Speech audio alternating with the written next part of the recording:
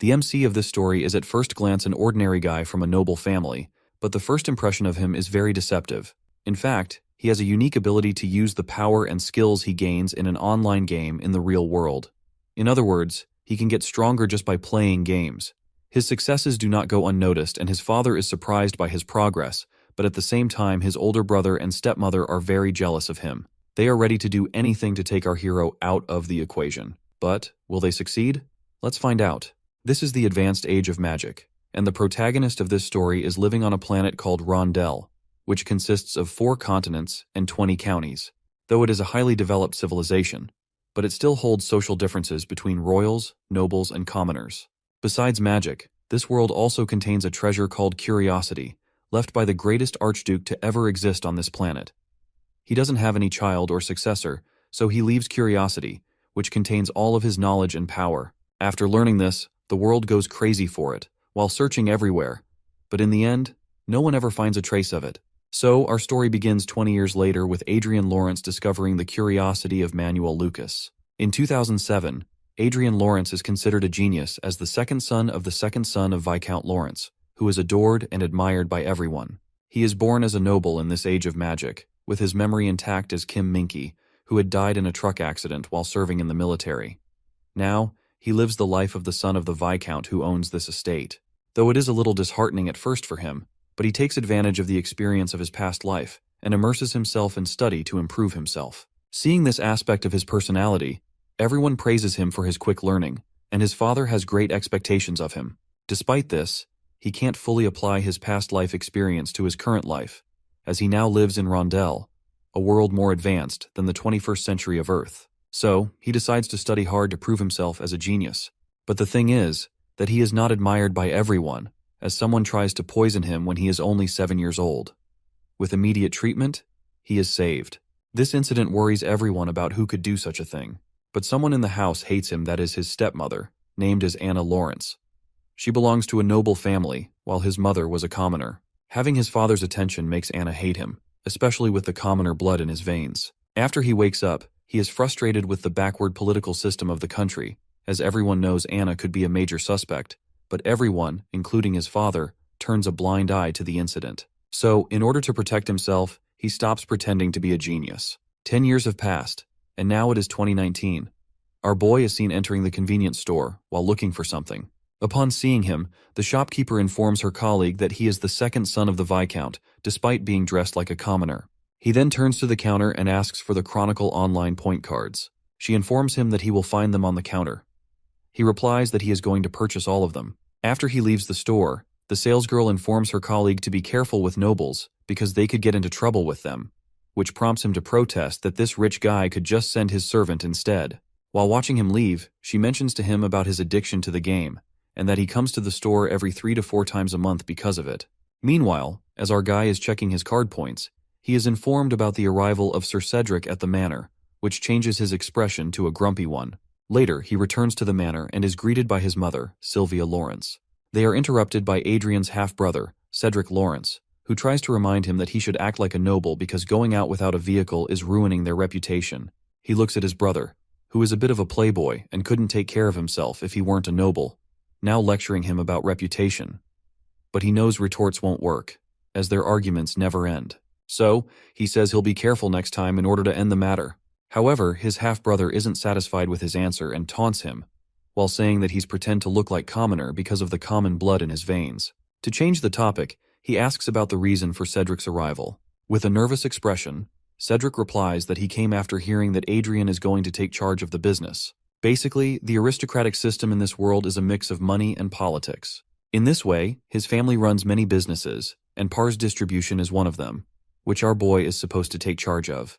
But his half-brother is so greedy that he comes immediately after learning the news. He tells him that he has already refused to take charge, which satisfies his brother.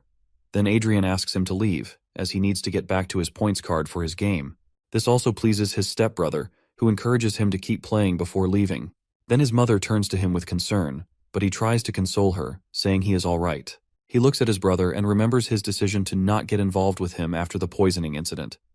That is the reason he has turned from a genius into a gaming addict. He then goes to his room for another game and informs his servant not to disturb him unless it's something urgent. After the poison incident, he decides to avoid attracting unnecessary attention and limits his interactions with others. This causes his father to become indifferent toward him, which ensures he doesn't face dangerous, life-threatening situations again. Meanwhile, he also gains the reputation of a gaming addict over these 10 years. People even gossip that his game addiction is the result of being poisoned. So, he continues living this way but remains cautious because Anna controls the servants in the castle, and he could still be in danger because of her. As he is about to enter his room, he overhears someone say that he plays games to escape reality. While wearing his game equipment, he thinks about that comment and smirks, because that's not the case. His game informs him that he has cleared stage 1 of curiosity, and now his body is in synchronicity with virtual reality. On the other hand, he feels quite smug, thinking that if anyone wants to keep an eye on him, they should track his life in virtual world as well. Because of the ability he gains in the game, he can use his gaming in reality too. Let's get back to 10 years ago to dive deep into the story of our guy. When he researched about the curiosity of Manuel Lucas in the Royal Academy, he is shocked to find an English word, "Y," on the crest of the House of Lucas. It makes him think that Lucas might be from another world, like him, but he shakes off the thought, while knowing that he needs to research more before concluding anything. He then researches more about Lucas and discovers his last words, where he expresses a wish to walk on the beaches of California. Though he doesn't know much about this place, he decides to investigate further, and after some investigation, he concludes that Lucas must be from Earth. Then, his interest in the Archmage grows, and he finds more evidence supporting his theory.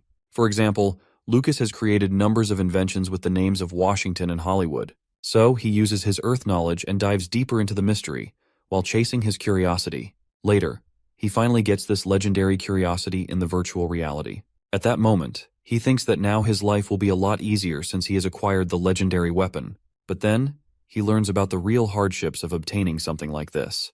Because this virtual world is opposite to typical games, crafted in a way that synchronizes reality with the game for someone who acquires the curiosity.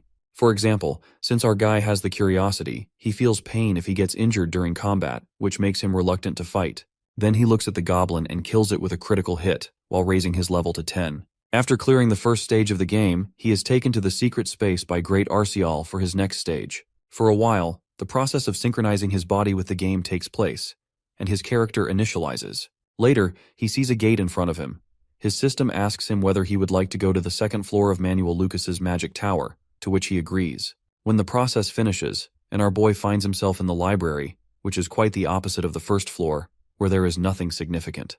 Then he looks around and finds a treasure box in which he receives 5 billion roots, which he can either deposit in his account and receive in online currency.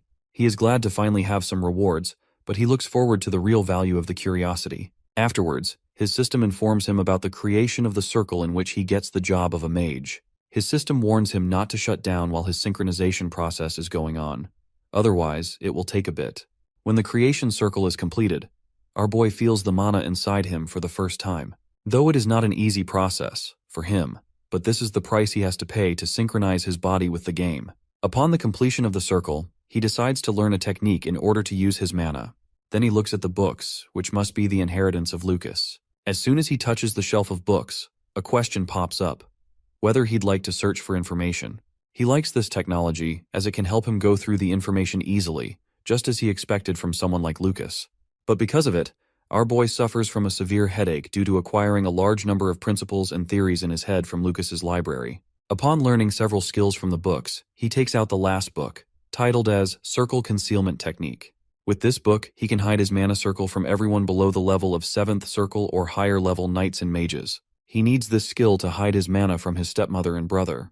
When he acquires the knowledge from the book, he again experiences immense pain. However, he decides to leave as there is nothing important left for him to learn. Afterward, he falls down, hellishly tired from all the work, but he is doing it to achieve a peaceful and safe life for his mother and himself. The next day, in the training ground, his mentor and guide, Bice, comments on his good stamina after experiencing a sword fight with him. He also expresses his surprise when Adrian approaches him for sword training. He makes an excuse that his body is feeling numb, so he decides to do some exercise. In reality, he is having difficulty in the gaming world because of his lack of movement, so he starts training in real life as well. Not only this, he feels quite healthier in real life upon the completion of his mana circle. It means if his stats increase in the game, it will affect his real life as well, and he can use the skills which he acquires in the game. More importantly, he can hide his mana from the knights who can detect mana. He then looks at Bice and makes an excuse, while saying that he looks excited because he got an item in a game, which prompts a disgusted reaction from everyone around them. The rude remark offends his guide, and he's about to respond, but our boy stops him. In reality, he's just faking it to look pathetic in order to avoid his stepmother and her son. Later, he is seen entering the game, while having already checked his stats in real life. First, he decides to spend some money to enhance his skills and opens the store's product list. Even in the game world, money is power. He purchases several kits that boost his mana and experience points by 30% and give him protection from one attack. He's content with purchasing these useful items, which he couldn't use before because of his lower level. At that, he spots an item called Summoning Supporter. He contemplates whether he should purchase it because of his lower stamina. He is weak fighter. Even though his summon will share some part of his experience, he can also gain experience as well. So, he decides to take off and choose the best tanker for himself. After purchasing a number of supporters for 30 billion won, he is quite disappointed that he doesn't get the supporter of his liking. Then he spots another supporter, this time with potential. Arcia of the Heavens is a level 250 warrior who specializes in defense. Upon checking her description, he is happy to finally get a decent supporter and presses the register button. But the system warns him that once he registers with her, he won't be able to change his supporter, which leaves him baffled as he thought he could easily change them. The system explains that he can't change them because of having a curiosity. He expects this kind of restriction, so he decides to register with her. Then there is a bright light, its effect stronger than the others. Following the light, Arcia of the Heavens stands in front of him with a blank expression. He notices her expressionless face but shrugs it off and decides to move ahead in order to level up. Therefore, she is seen protecting him with a magic missile, which really impresses him. With her help, he is already at level 20.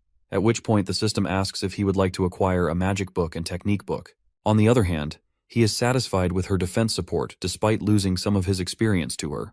Then he realizes he has been playing for 25 hours and decides to practice magic in real life, as it is getting easier because of his mana circle. So he logs out. Afterwards, he gets up in his bed and decides to rest before going for some training. Suddenly, he senses someone in his room and turns toward that presence. He is terrified to see Arcia of the Heavens standing in front of him in real life. He instantly asks about her identity, to which she answers that she is his supporter. He clarifies that he wants to know her method to maintain herself in real life. Now she understands his question, which makes him think she must chest perspective of reality of virtual world. She explains that she is a homunculus, that is an android with the same qualities as Arcia of the Heavens in the game, which is created by Lucas. This makes him regret not choosing a better supporter instead of a tanker. However, what is done, and he turns to her, asking whether she can maintain her game stats in real life as well. She confirms it, explaining that she has restored her stats and that now they are equal to those of a grandmaster in real life. This information startles him, as grandmasters are usually class 8th circle mages and considered the strongest on the continent. In his own state, only 8 grandmasters have ever existed. At this moment, he is truly impressed by Lucas's effort. He is even satisfied to have such a high-level supporter who will only follow his orders. But now, he's stuck with the problem of how to hide her. He asks her to go back to where she came from. She replies that it's not possible unless he takes her to the maintenance garage. He realizes he's stuck with her and asks if she can use stealth or mana concealment techniques. She answers that she can only do mana concealment. He then orders her to do it immediately. After she does, the shield over her armor disappears, and he is satisfied that her high level of mana won't be sensed by the knights. After thinking about what to do with her, he's left with no choice but to ruin his reputation a little more. The next day, rumors spread around the manor about Adrian having a woman with him. People even call him shameless for being seen everywhere with her. Meanwhile, his mother is excited about his potential marriage. On the other hand, unfazed by the rumors, Adrian is focused on leveling up in the game. Now at level 30, he is preparing to clear stage 2 of the Curiosity quest. They head to the first floor of the Magic Tower. Meanwhile, he asks about the whereabouts of her body in real life. She explains that she will appear to be asleep in front of others, but in reality, her surveillance mode will be activated for his protection. Satisfied with her answer, he asks if she would be able to alert him in case of an emergency. Just as she is about to respond, they hear the sound of heavy footsteps on the floor, and an orc warrior appears named as Kantz, whom they need to defeat to clear stage 2 of the Curiosity quest. Before going ahead, his system warns him not to use these items, which can cause high damage like bombs and scrolls, in order for him to get stronger in combat. He now understands that it will be a difficult challenge to conquer this orc. Then he orders Arcia to take her position, which she complies with. She defends him from the orc's attack, while leaving it startled. He then uses a magic missile to pierce one of its eyes, landing a critical hit. He's quite smug at this point because he has the protection of the items he recently purchased, which also enhance the power of his attack, equaling the first circle. He's confident that he can kill the monster with one hit. However, his thoughts are interrupted when he sees that Arcia is having a hard time protecting him from the monster, which has gone berserk. While looking at the orc, he concludes that he'd be done for if this monster even touched him with its power level. But he's determined to finish it off, as he's already tasted death once. So, he attacks it with a magic circle, while throwing the monster on its front.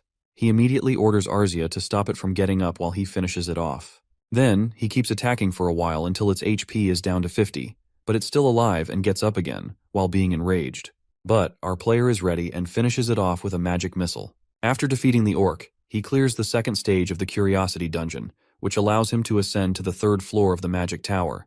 While he's immersed in the gaming world, his stepmother approaches his father in his office. She assumes he's standing there alone because Adrian dared to bring a common girl into the castle. He shows her the letter, which is a convocation order from the local forces. According to the letter, he is required to join the upcoming war with 5 vanguards, 50 knights, and 1,000 soldiers, which leaves his wife shocked. Terrified for her son, she slyly suggests that he send Adrian, because he also needs to start taking responsibility for the house.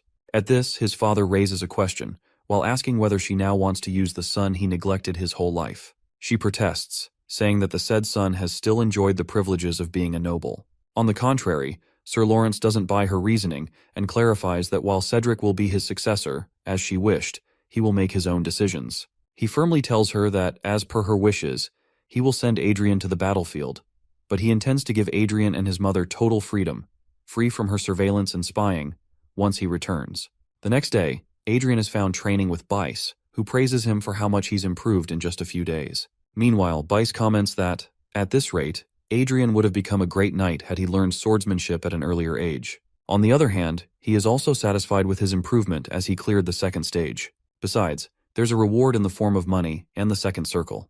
He also receives a subspace where he can store and hide numerous items, along with other potential uses. He's pleased with his progress so far, feeling confident that with his current stats and physical strength, he can excel as both a mage and a knight. Then, he turns to Bice for further training, but they are interrupted by a servant who informs him that his father has called for him at Lawrence Castle. A few days later, it is a scene inside Lawrence Castle where Cedric protests after hearing the news that Adrian is going to the battlefield to represent the family instead of him. His father replies that, as the successor and precious son of the family, they can't risk losing Cedric, which prompts a protest from his mother, questioning whether the MC isn't also a precious son. His father responds that Cedric is important because he is the heir. On the other hand, the MC is quite annoyed with his father, but decides to use the situation to his advantage. The battlefield will provide him with an opportunity to avoid being bothered by anyone and escape his stepmother's surveillance. So, he accepts the offer, for which his father is grateful. However, his stepbrother is not okay with it, and warns him not to dishonor their family. Annoyed by his brother's immaturity, he assures him that he will do his best anyway. Then his father tells him to have a conversation with him alone, as he has even shooed the guards away. His father informs him that once he comes back from the battlefield, he will move to Crown Land with his mother, where they will have complete freedom.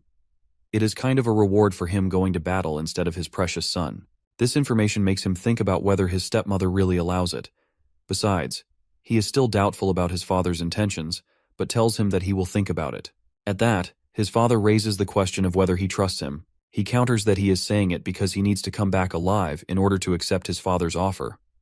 His father then hands him 2 rings. He informs him that these rings are artifacts with the magic of 5th or 7th class shield magic, which will be helpful for him on the battlefield. He is a little startled to receive such a precious gift from his father, but accepts it anyway. When he turns, he is a little startled to see his stepfamily there. His father replies that he can trust him regarding his mother. He looks at his father and thinks that even when he feels resentment and disappointment towards his father at different times in his life, the reality is, he is the only one he can trust. So he asks his father to take care of his mother before leaving. The following night, Sir Lawrence is seen quite tense in his room as he uses a pain relief. Then he gets up while thinking about his second son. It is revealed that he knows all along that the personality of our MC, since he was poisoned, is just a pretense. Meanwhile, the aforementioned MC is consoling his mother, who is worried about whether he will get injured on the battlefield. At that, he states that it will be good because that way he punishes his sinner, which leaves his mother stunned. She warns him that maybe someone is listening to them, but he consoles her by saying that he left Arisa to guard the door. He then comforts her by saying that she would just wait for a little while until their bad days are over. 2 days have passed, and now it is the day to dispatch the soldiers of Lawrence, and everyone is inside the levitating train. While in the conference room of the Vanguard, one of the general staff, Heyman, points out the presence of Arisa with him. At that, he shamelessly states that they must know about her. Heyman nervously remarks that the battlefield is not a place to bring one's lover. Our guy responds firmly that matters regarding Arisa won't be discussed, and if they have a problem with her, they can pretend she is his secretary, which everyone accepts. Meanwhile, he thinks that now she can protect him because of her higher level, and that's why he brings her here. Besides, he has also spent millions of cash to pass the 3rd stage in the game in order to become stronger in real life. Not only that, with this, he receives rewards of money as well as 3 bottles of elixir, the panacea, which he keeps in his subspace. Then he decides to level up more, as he doesn't have much time to waste, and gets up from his place. His subordinate asks about it, and he replies that he is going to play a game, which raises a murmur among his subordinates about his reputation as a game addict. Meanwhile, one of them is daring enough to say it loudly. That person is a vanguard named Sir Dalton. Vanguards are the top dogs in the evaluating country's military power, who are armed with special swords and armor. Dalton daringly asks him how he can ruin his reputation among his soldiers. He goes so far as to call Arisa pretty, but before he can utter another word about her, he is interrupted by his senior, the Vanguard and Vice Captain of the Order, William. He apologizes to Adrian on behalf of his subordinate. While looking at William, he easily detects his cold eyes despite his polite behavior. He can also sense William's dislike towards him, but he shrugs it off, as he is used to such behavior, and leaves the meeting room, telling them to inform him when they arrive. After a while, both of our main characters are in the game, fighting a formidable dragon with salamander tears. This item is quite expensive, but he doesn't mind the cost because of its ability to inflict permanent damage on his opponent. After defeating the dragon, he reaches level 80, and he will then be transferred to the secret space of the 4th stage. As soon as they enter stage 4, they face a demi-lich emerging with 32,000 HP. While looking at the horrified face of his opponent, he is determined to clear the 4th stage before they reach the Western Command to fight a war. While observing this news lich monster, he concludes that defeating this monster will be a piece of cake because it is slow and stupid, unlike typical lich monsters, who are unfathomable enemies. Before they are ready to attack, the lich monster attacks them with Stone Curse and Icicle Lance simultaneously. Before Arja can protect our dude, he decides to dodge it himself, but he is unable to do it, and it hits his shoulder, which causes immense pain. On the other hand, the monster laughs at his misery, which reminds him of his half-brother. It enrages him, so he gets up with new determination. The monster is also ready and attacks them with a fireball, which they dodge swiftly while rushing towards it. Before attacking the monster, our boy reminds his support that she has to stop it from attacking them again. Meanwhile, he pushes his equipment, which has the attribute of light, which is the weakness of the lich monster. Then he attacks the monster, which causes it great damage, and it wonders why our dude is attacking it physically with a staff despite being a mage. In order to protect itself, the monster creates a firewall in front of it. But our boy is powerful enough to go through the firewall and gets it.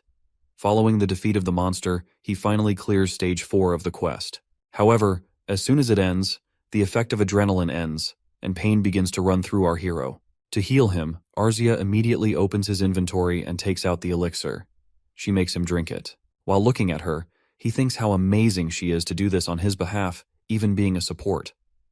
Afterwards, he enters stage 5 of the Curiosity. They are excited to see the rewards in which our boy receives 500 billion roots as well as all-seeing glasses. While looking at his new gift, he assumes it must be special thing as it is from Lucas. Then he checks its description, and these glasses are indeed special. With its help, he can check the attributes of any object and creature, as well as detect lies. Not only this, he can see far beyond kilometers away. He is quite glad to receive it, as it is so helpful for him to distinguish the enemies from allies. He also enters into the 4th circle after clearing the 4th stage. Later, they reached at the Western Command. But again, there are numbers of murmurs regarding him being poisoned and becoming crazy. Upon listening to it, he confirms to these commanders that he indeed is that fool who poisoned.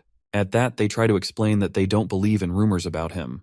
Then both of them introduce themselves as Viscount Evans, who is the Chief of Operations at the Army, and Viscount Miller, who is the Support Chief of Staff of the local army. They check whether he has brought the essential vanguards and knights that need to be brought. At that, he comments that he has brought thousands of soldiers as well. They reply that they don't need soldiers. They assume they can end the war with vanguards only. Their statement makes him think that he is speaking the truth. Basically, this system of vanguards is made by Lucas, and they are so powerful that they can only be defeated by 7th Circle or higher level mages. One of the Viscounts informs our dude that he is going to work under Count Otis, as his army is organized as the 2nd Independent Brigade of Division 3, which is under Corps 2. He greets them and leaves the place. Then he is in front of his troop, to whom he informs that they will be organized as the Independent Brigade 232. With that, they go to their next destination. After a week, once he enters his division, he gets to know that his commander is only going to communicate with them through teleportation until the beginning of the war. So he takes advantage of Count Otis's absence in order to level up in the game. While they are playing the game, his support informs him that someone has entered their room. He immediately gets up and sees that it is Dalton, who is stopped by Arcia and baffled by her strength. Instead of going ahead, he decides to check his stats through the all-seeing glass and finds his status is lustful, which makes him angry. Anyway, he goes to him about his reason for coming there. Dalton explains that he came to check on him as his guide since he is playing a game for a longer time. Before Dalton can complain about Arcia, he slaps him hard, which raises a protest from him. Our guy adopts the posture of an arrogant boss and asks sternly whether his reason for coming here is that he wants to assassinate him, because he already told him not to disturb him. This statement prompts another protest from the villain, who reminds him that he is a vanguard.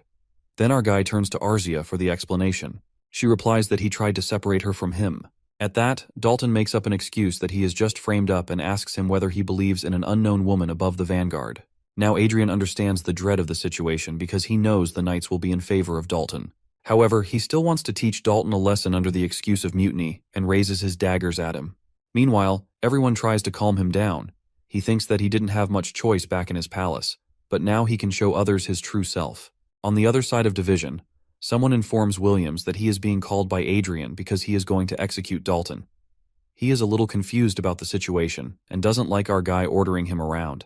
Anyway, he goes to his room, and as soon as he enters, a dagger reeking of blood is thrown at him, which he grabs in midair. Our guy shows him the anger of coming late.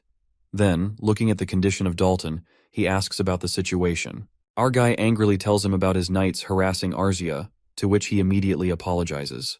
With a firm tone, our boy replies that Sir Dalton, along with these knights, will be stripped of their positions and go to lockup without any objection. Meanwhile, Sir William doesn't protest a thing. Then he leaves the place while making an excuse that it reeks of blood, so it should be cleaned. While looking at his back, the vice captain observes the true nature of our hero and grins while thinking about how hard it is for him to surpass this nature. After a while, both of our main characters are fighting against Zenith, the fallen knight. Now, after clearing the 120th level, our guy only needs to defeat this knight to reach the 6th floor of the magic tower. Zenith tries to attack him, but it is blocked by the tanker, who also hits him with her shield. Behind her, our MC is ready with his staff and attacks him with magic. After defeating this knight, he finally enters the 6th floor. As a reward, he doesn't only receive 2 trillion roots, but a number of pieces of equipment as well. While observing the equipment, he concludes that the rest, except for the staff and robe, must fit Arcia, who is a warrior. He is glad to have more and more equipment, especially from Lucas, who never gives anything ordinary. Before he can check the specifics of these equipment, a knight interrupts them, informing him that they have sensed strange energy. He reasons that he's just checking some artifacts, which dismisses the knight. Then, he takes out the first item, an Istro arming sword. He knows this must be something a vanguard can use temporarily upon charging their aura. Since aura can't be artificially created, the vanguard's aura is amplified in their equipment. To see its features, he takes out equipment meant for his use as a mage. He is amazed to see that both his staff and robe have the ability to store mana. Now he understands why everyone is crazy about Lucas's technology. 2 weeks have passed since our guy has been waiting for the war to break out, but they are still just in a standoff. The people around him become more conscious of him and don't dare to badmouth him like before, after the incident with Dalton, which is good for him. Another strange thing is that William becomes quite friendly with him, whose stature is now curious and guarded. Anyway, he is content since he has much time to play games without interruption. Then, he checks Arcia's status and is amazed to see that she is happy. He wonders whether the reason behind her happiness is that he brought her for a walk like a puppy. While observing this, he concludes that even homunculi can have emotions and preferences. When they go a little further, her status changes to very happy. At that, he expresses that they will go for walks more often, to which she complies. Then they are stopped by Lopez, who asks whether he would like to join him for a drink. He checks Lopez's status, which shows awkwardness and embarrassment. Seeing the knight snickering behind him, he realizes that someone must have dared Lopez to ask him. He starts to walk off, saying he's not interested. Suddenly, he stops and turns to him, asking about his reason for joining the Knights. When Lopez doesn't answer, he checks his status and is amazed to see him possessing multiple abilities and a rare special skill, which is something he has only seen in Arcia. He realizes that this person is wasting his potential in knighthood. Before walking ahead, he comments that Lopez has the potential to become a great mage. After a while, when he is in his room, he can't stop thinking about Lopez, who could become a great magic swordsman if he used magic with the force of his sword like a vanguard. He knows talent is not a guarantee of success, but he somehow wants Lopez on his side. However, he can't make it happen because Lopez is a knight of Otis's territory, and he can't be transferred without permission. At that, he considers bribing Otis for this. He doesn't yet know exactly how he will use Lopez's abilities, but he needs them to increase his power and influence. While thinking that, he gets up and happily claims that he's going to get busy, as he now knows his next course of action. After a while, Lopez is shown going somewhere while pondering Adrian's words, because he himself thinks it's better to be a mage than a knight. He also thinks about our guy and the bad rumors associated with him. Meanwhile, he's thinking about being in front of the office of his commander, who had summoned him. He asks for his lord while considering how terrifying it will be to realize that Adrian might not be the person his rumors present him to be. Then, he's in front of his commander Otis and is amazed to find our dude there as well. Otis introduces Adrian and drops a bomb on the Knights. Adrian is going to be his new master from now on, which truly stuns him. On the other hand, Adrian is thinking about his life back in Korea and a particular match between China and South Korea. The comments regarding this match taught him a lesson, that there are many talented people in the world, but all of them went to waste because there wasn't a system to bring out their potential. He looks at the potential people he's going to hire, now able to see their talents through his all-seeing glasses. He sees their high abilities but realizes they're wasting away in the wrong professions. At that moment, a maid from a neighboring army, Linda Noah, approaches him with an uncertain question about whether she can really become a mage, since she got a negative test result. He responds that the equipment must be faulty, all while thinking about the huge payment he had to make to her master to recruit her after detecting her high mana, learning, and intelligence abilities. Afterwards, Barbaro Anderson, who has high aura and physical abilities, consoles Linda, while telling her she just needs to follow orders like before. Beside him, another person, Nickel Brown, who is also a miner, is talented in swordsmanship. While looking at them, our MC thinks that Barbaro's reason for following him might be because he saved him from a life of labor. Then they head to a luxury outfit store in Crown Land to try on some clothes. The three of them look a little scared, intimidated by the luxury around them. Meanwhile, a man named Eric Jones, who has a special skill in speech and high abilities in political and administrative work, arrives in a changed outfit, hoping to impress his new master. On the other hand, our MC is far more interested in Eric's abilities. He then tells them to choose anything that suits them, regardless of the price. He also reprimands Lopez for picking something soldier-like. His next course of action is to give them customized training at the residence outside the military base, so they need to change their clothes and equipment to adapt to their new environment. After a while, everyone is stunned to see the luxurious building they're going to live in from now on. He then tells them the specifics of their salary and down payment, along with the presence of a butler and maid, so they can focus entirely on their training. Hearing this, all of them salute him and promise to live up to his expectations.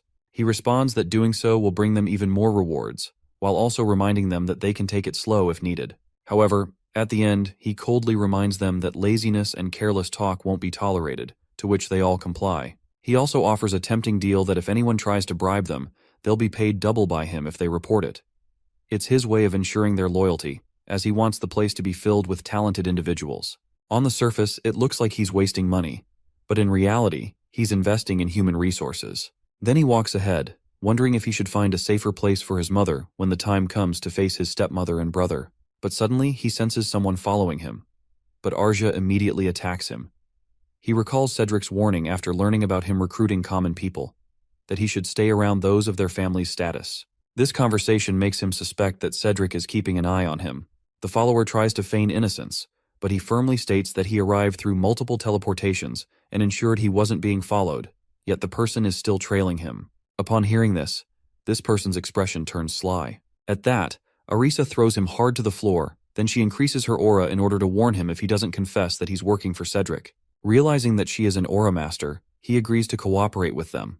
He tells them that he used Cedric's acquaintances in the teleportation department to trace him. Through his all-seeing glasses, he can see that he is telling the truth, so he decides to test him to see if he's lying. He states that even though he is following Cedric's orders, this person is not eager to work against our sly MC. In conclusion, he expresses that he was ready to go against his master, and this statement truly stuns the stalker. Our boy then doesn't threaten him, instead telling him to work for him.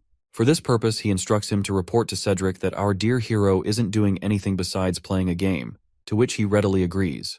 Meanwhile, Cedric is quite tense to learn that one of his men, Sir Metz, who was spying on Adrian on his behalf. He's caught in his half-brother's room and is now in jail.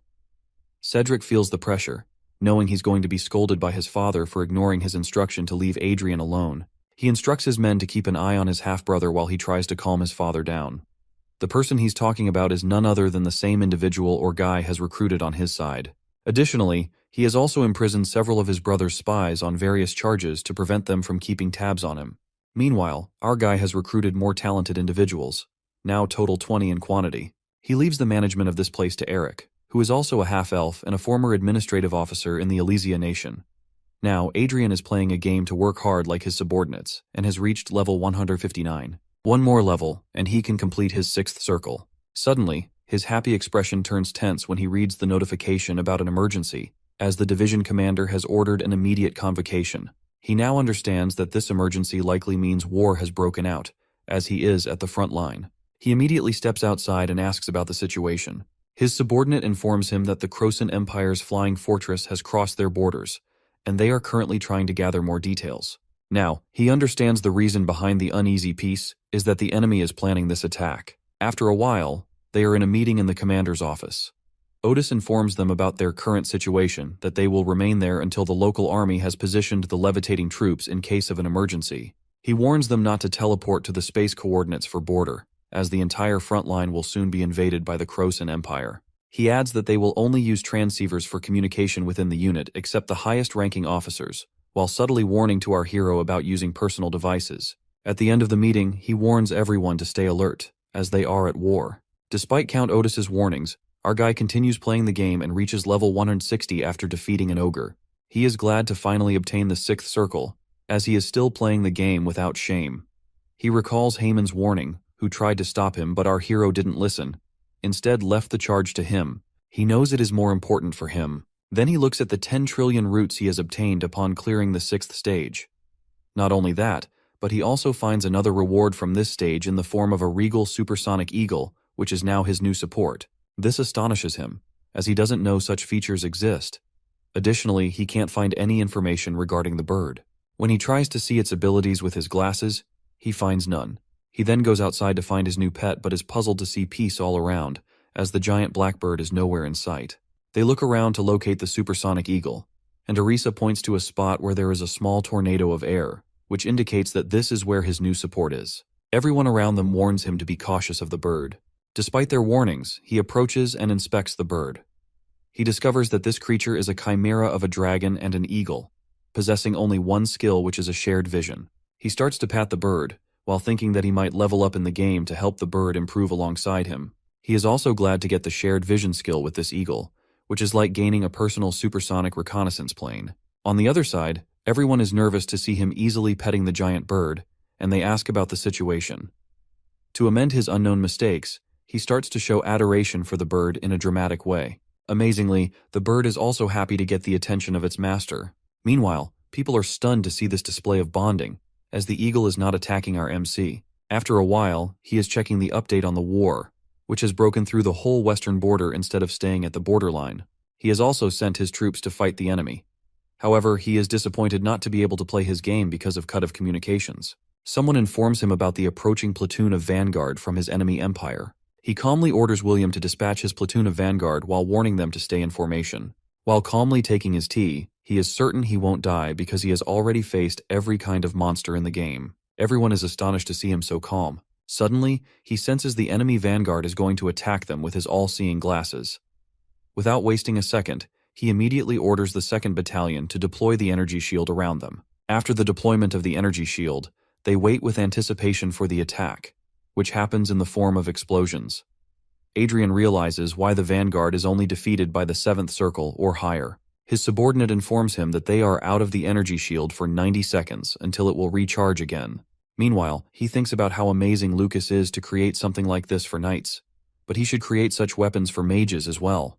However, he shakes off this thought because no matter what, he will soon reach the 9th level circle after completing the highest level in the game.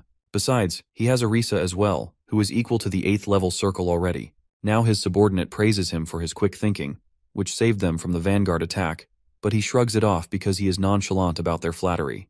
Then he checks the situation of the war and concludes that the enemy force has the same size as their division, but they face a problem in the form of the size of their fortress. Since they might have created them for invasion purposes, they are much smaller in size. Observing everything, he comments that the enemy must be using this fortress for the first time, as he hasn't found any information regarding it. Basically, flying fortresses are like the vanguard that bombard from the sky like a massive vanguard and attack the enemy in the battle going on the ground. Suddenly, he sees something dispatched from the enemy's flying fortress, which is clearly a weapon and a bridge. However, the people around them start to laugh, thinking it is broken down. On the other side, our hero, who can see everything with his glasses, feels quite tense. He senses the overloading of mana but doesn't understand it at first. Suddenly, he realizes what it is and turns to his men. He orders them to inform his vanguards that the flying fortress is launching a suicide attack. With that, they hear the sound of an explosion. Then there's a little panic as everyone realizes the seriousness of his statement. Everyone has their own opinions regarding the situation, and one of them attacks the flying fortress with anti-aircraft rounds. Seeing this, our brigade orders everyone to target the fortress with every weapon they have before it crashes on them. Then he deploys the great shield around them, which stops the flying fortress from crashing into them. Next, he worries about their own flying fortress. He looks at the enemy fortress and is glad to see that they are going to retreat. Otherwise, there would be a huge massacre if the fortress crashed into them. Then he orders his subordinate to check in with their vanguard while leaving the area. Later, he is shown getting praise from Count Otis about his feat of saving everyone, which he tries to shrug off. Despite the nervousness of our player, Count still praises him because it is only him who noticed something off with the fortress and saved their unit, unlike other battlefields which have seen the same situation. He also adds that he is going to get a huge reward for his feat. To listen to this, he smiles while thinking that Count Otis is not bad for giving credit and ensuring his rewards as his superior, which is not the case in many. Then Count Otis changes the topic and mentions the rumor about him taming a giant eagle and his bonding with him. He nervously replies that he just has been taking care of it because it can understand him. Count Otis reasons that it is what people call bonding. Someone interjects and informs him about the black eagle who is called Altair and has an attribute of strong mana, which can fly around 4,000 kilometers. Our guy replies that he doesn't know about it. To boost his knowledge, this person adds about the loyalty of these rare birds. However, our guy is quite relieved for Lucas to make something based on real-life species. Otherwise, it would be problematic for him. At that point, Count Otis makes a joke about this bird being a dog. To see his good mood, he subtly asks whether he can play a game now, which permission he is granted. Let's look at the situation of the vanguard, who are 2 weeks into the war. They are tracing the enemy. However, our guy informs William that it can be a trap because the enemy has purposely shown themselves to them. He cautions everyone to fight a battle from a distance. Though no one listens to our guy before, they are now following his orders to not trust navigation equipment and keep their distance from the enemy. To this, William complies, as our hero has proven his worth in these 2 weeks of the war. After a while, it is proven that it is indeed a trap because the enemy is hiding underground, where they can't detect their presence through the equipment.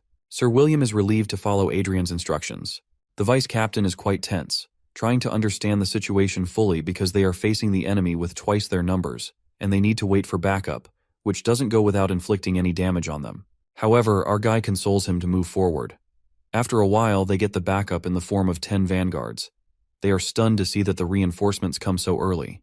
William concludes that it must be our guy who has already analyzed the situation correctly. To see his stunned expression, our guy remarks dryly whether he is going to walk instead of attacking the enemy. He adds that it will take time for the enemy to have backup because their base is in the mountains. To see his relaxed posture, William thinks he doesn't know who is going for a walk.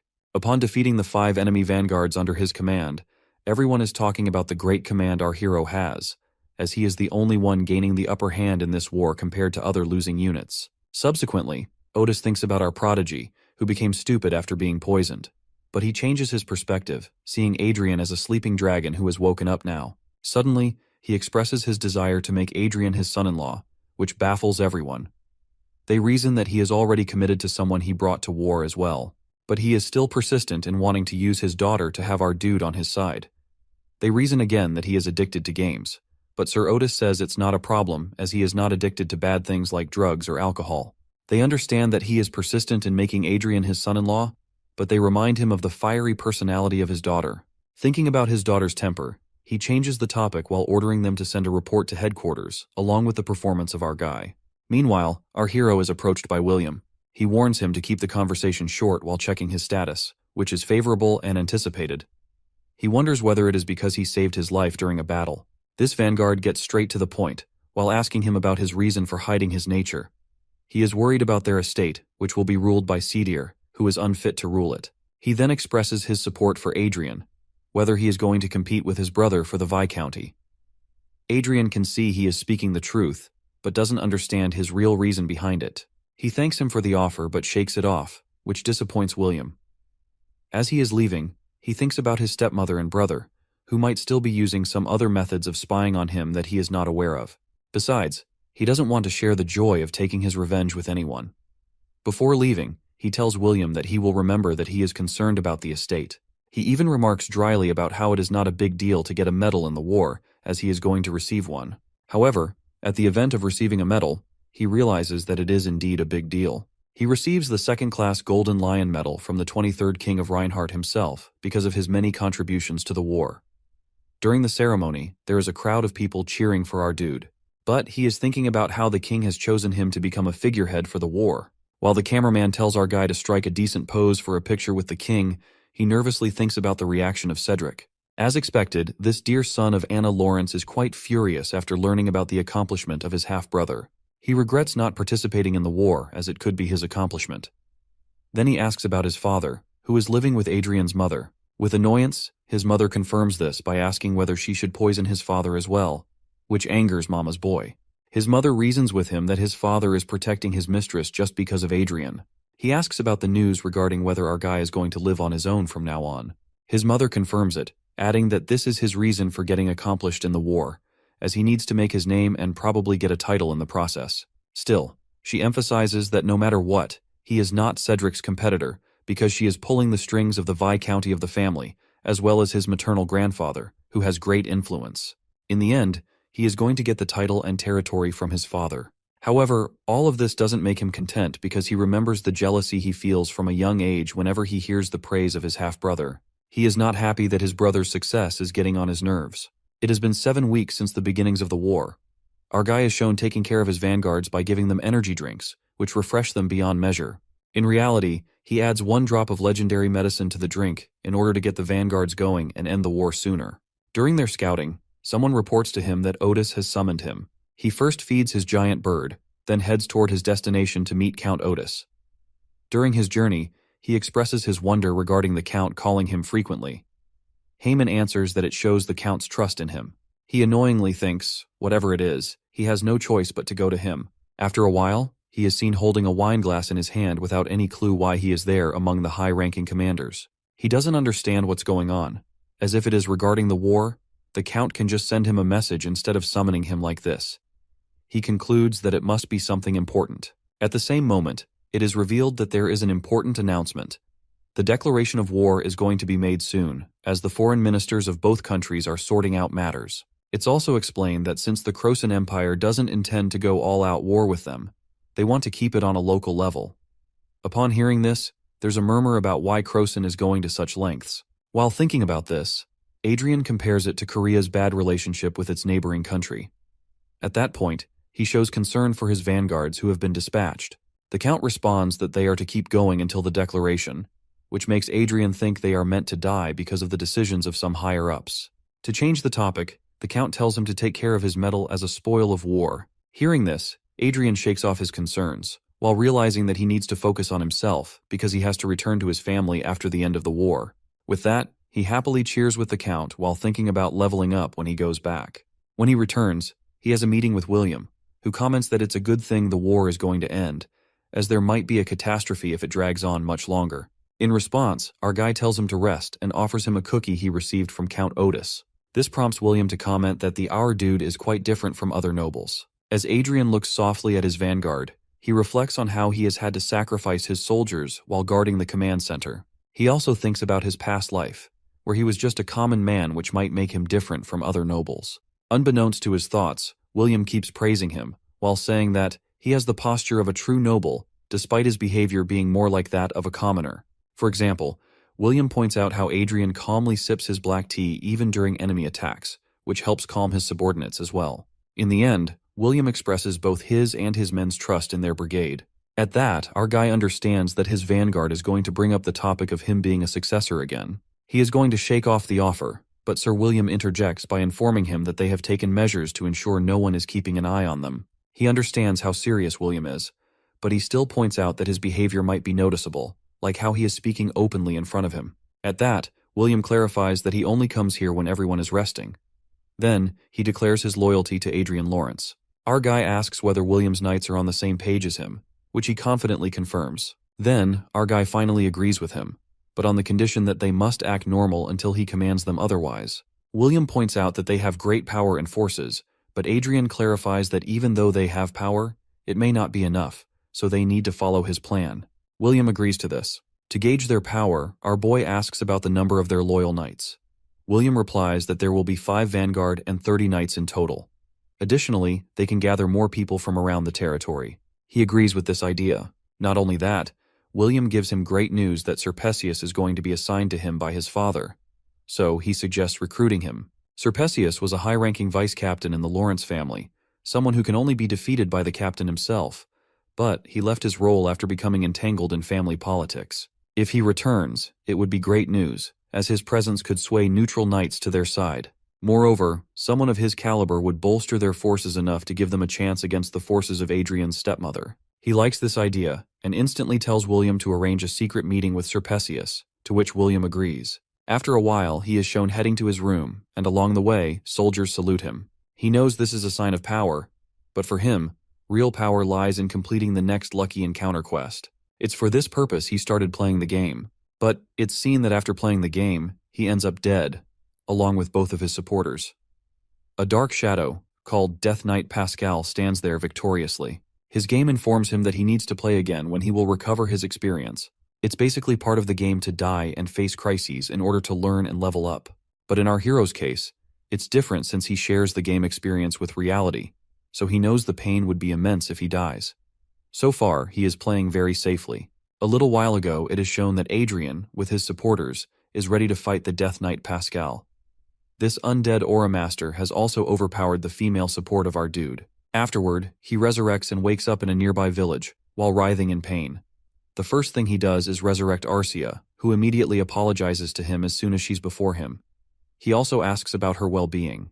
She answers that she's okay since her sense of pain is lower than his, which relieves him. He thinks about how embarrassed he feels hiding behind her. Besides, this incident also makes him realize his lack of combat power. The simple method of their combat is based on Arcia blocking enemy attacks while he uses magical attacks for critical hits. They've been successful so far because of the equipment they possess. But once the enemy overpowers Arcia, it's over for them since our mage needs time to cast a spell. He concludes that they need his eagle's support to fill the gap in their combat strategy. He also thinks with uncertainty that they might need one more person to back up Arcia in blocking enemies' attacks. Yet he has shrugged off this idea. Now he has come up with 3 solutions for their shortcomings. First, to reduce his casting time. Second and third, to use both of his supporters for attacking the enemy instead of just being defensive tankers. Finally, he explains his plan to Arcia in order to try it out. Nevertheless, the next time, he dies with his supporters during the second encounter with the Death Knight Pascal. He later reflects on the fight, where both of his supporters also fought valiantly, but they were finished within minutes. He analyzes the situation and comes up with a solution that he needs to equip the eagle with armor in order to survive longer. Now he is ready to play again. But once more, he dies at the hands of the unfathomable Death Knight. Now he is frustrated beyond measure. So, he expresses to Arcia that even though they failed, the implications of the armor in their combat helped them prolong the battle, which allowed them to sort out the fighting pattern of Death Knight Pascal. Now it is round 5, and the Death Knight scoffs at seeing them in front of him again, while taunting them for being clowns who come to entertain him. He has planned to use an explosion in this attack and attack him while he is busy with Arcia. However, the knight blocks both our hero's and his support's attacks single-handedly. It seems like this opponent is too much for them, as after a while, his eagle is panting and finally throws our hero in front of the enemy like food. Once again, he is dead. However, our hero doesn't give up as he changes the formation of their battle in round 9, while taking the front position. Looking at his opponent, he thinks about how he has successfully prolonged the battle for 25 minutes, so they might have a chance to win against him, despite having trouble chanting a spell while avoiding attacks. But this knight manages to win once again, and now our guy is planning to use evasive techniques next time.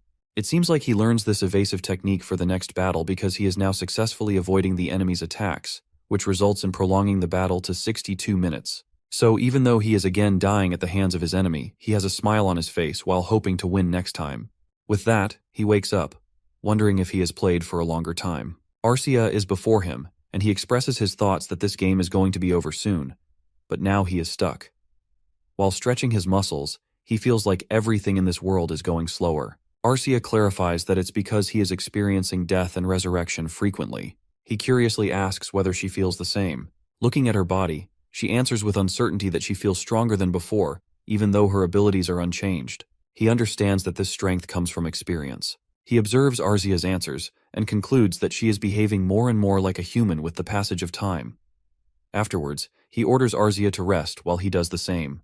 Then Adrian plays countless times against the Death Knight, and each time he damages its HP a little more. In one round, he nearly reduces its HP by 98%. Now he's playing round 18, and finally our guy is able to defeat the Death Knight Pascal, with all of them still standing alive. He cheers happily as he has finally cleared stage 7 of the Curiosity quest.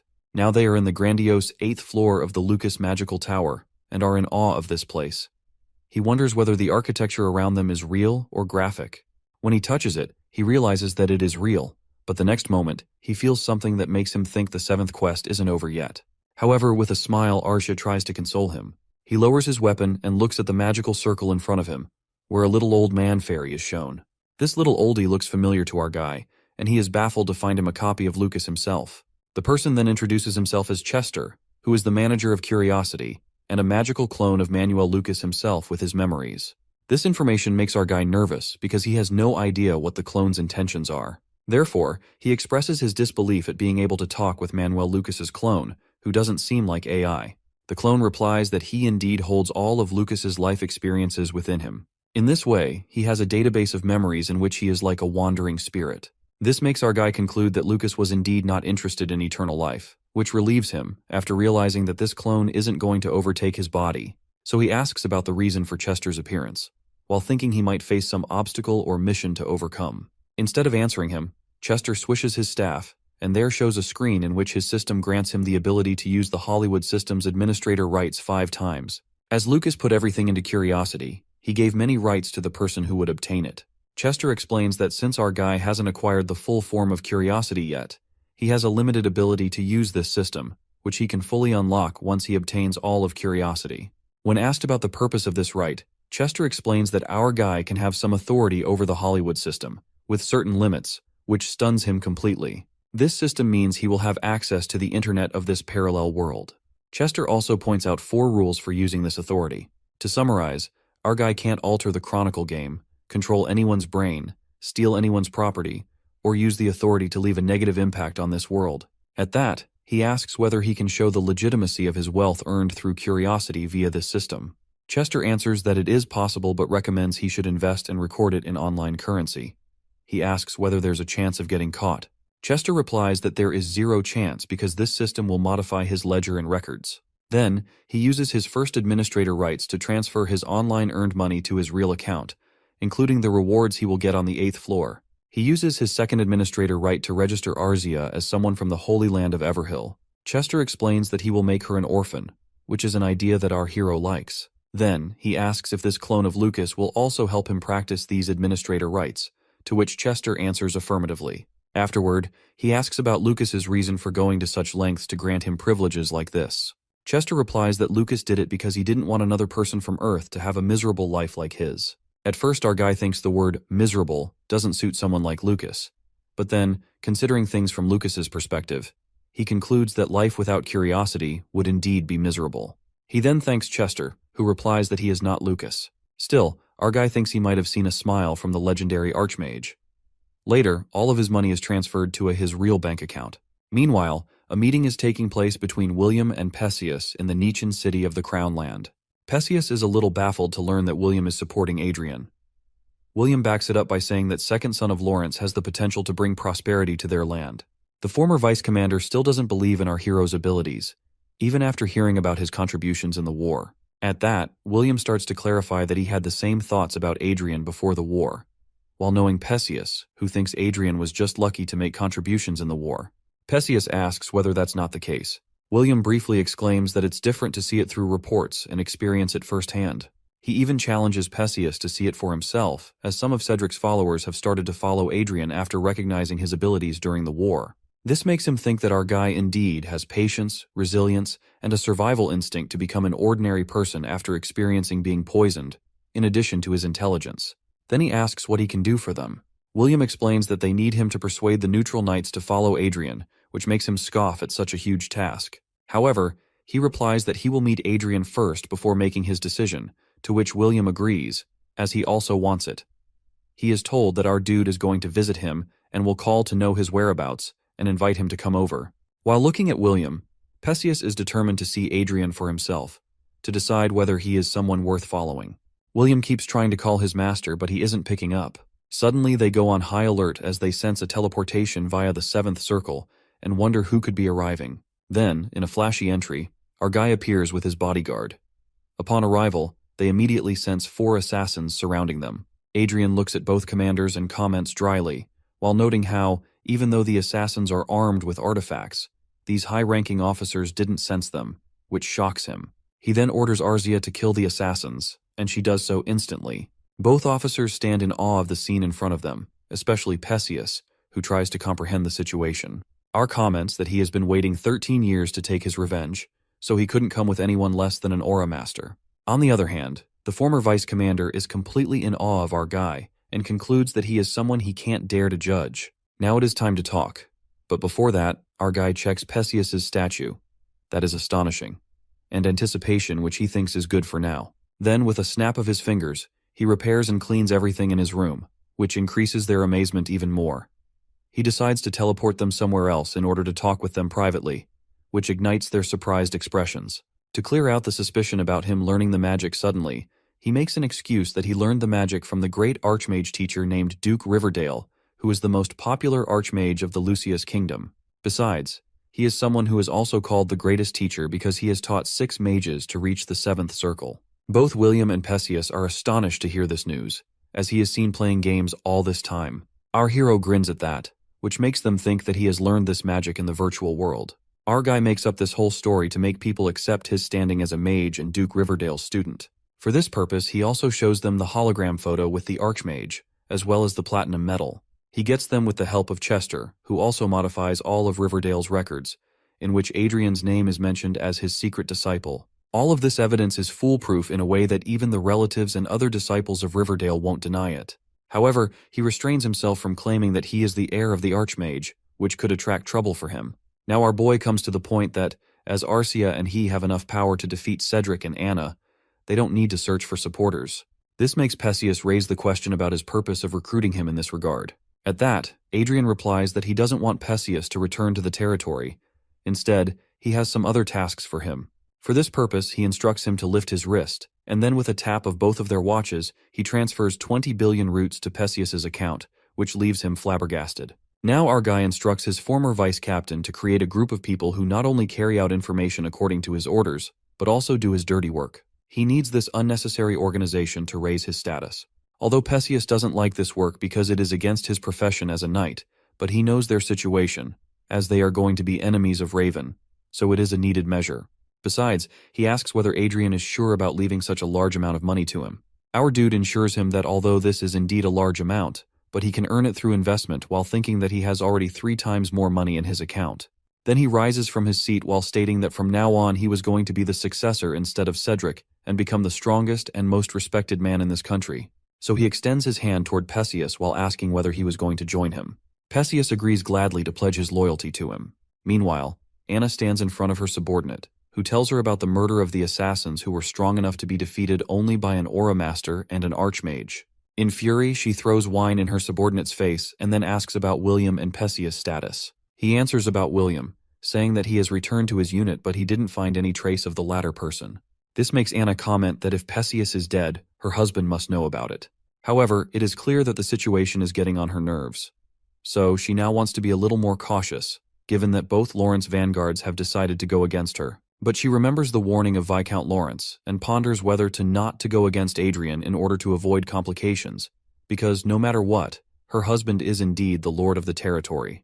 Then she thinks about Adrian's accomplishments and getting loyalty from the knights. She knows that if William and Perseus support him, she won't be able to do much. Meanwhile, her subordinate asks what he should do about the Assassin Guild, as they need to complete the mission. But she slyly turns away, while saying that, what if she tries to kill her stepson again? Which is a simple way to solve the matter. This raises a protest from her subordinate, who warns her about Lawrence's reaction and Adrian's receiving attention from everyone. Unfazed by his lecture, she opens the wine bottle and asks how long he has been working with her, to which he answers that he has been working for her for 30 years. She responds that he should know by now that she doesn't like to receive lectures and pours the wine bottle over his head while saying that she knows all of this but has no choice. At that, he starts to apologize to her as he feels pity for Adrian. After listening to his statement, she orders him to take the blame for the murder, as he should do it to prove his loyalty to her. He doesn't have a choice but to comply with her, which prompts an evil laugh from her.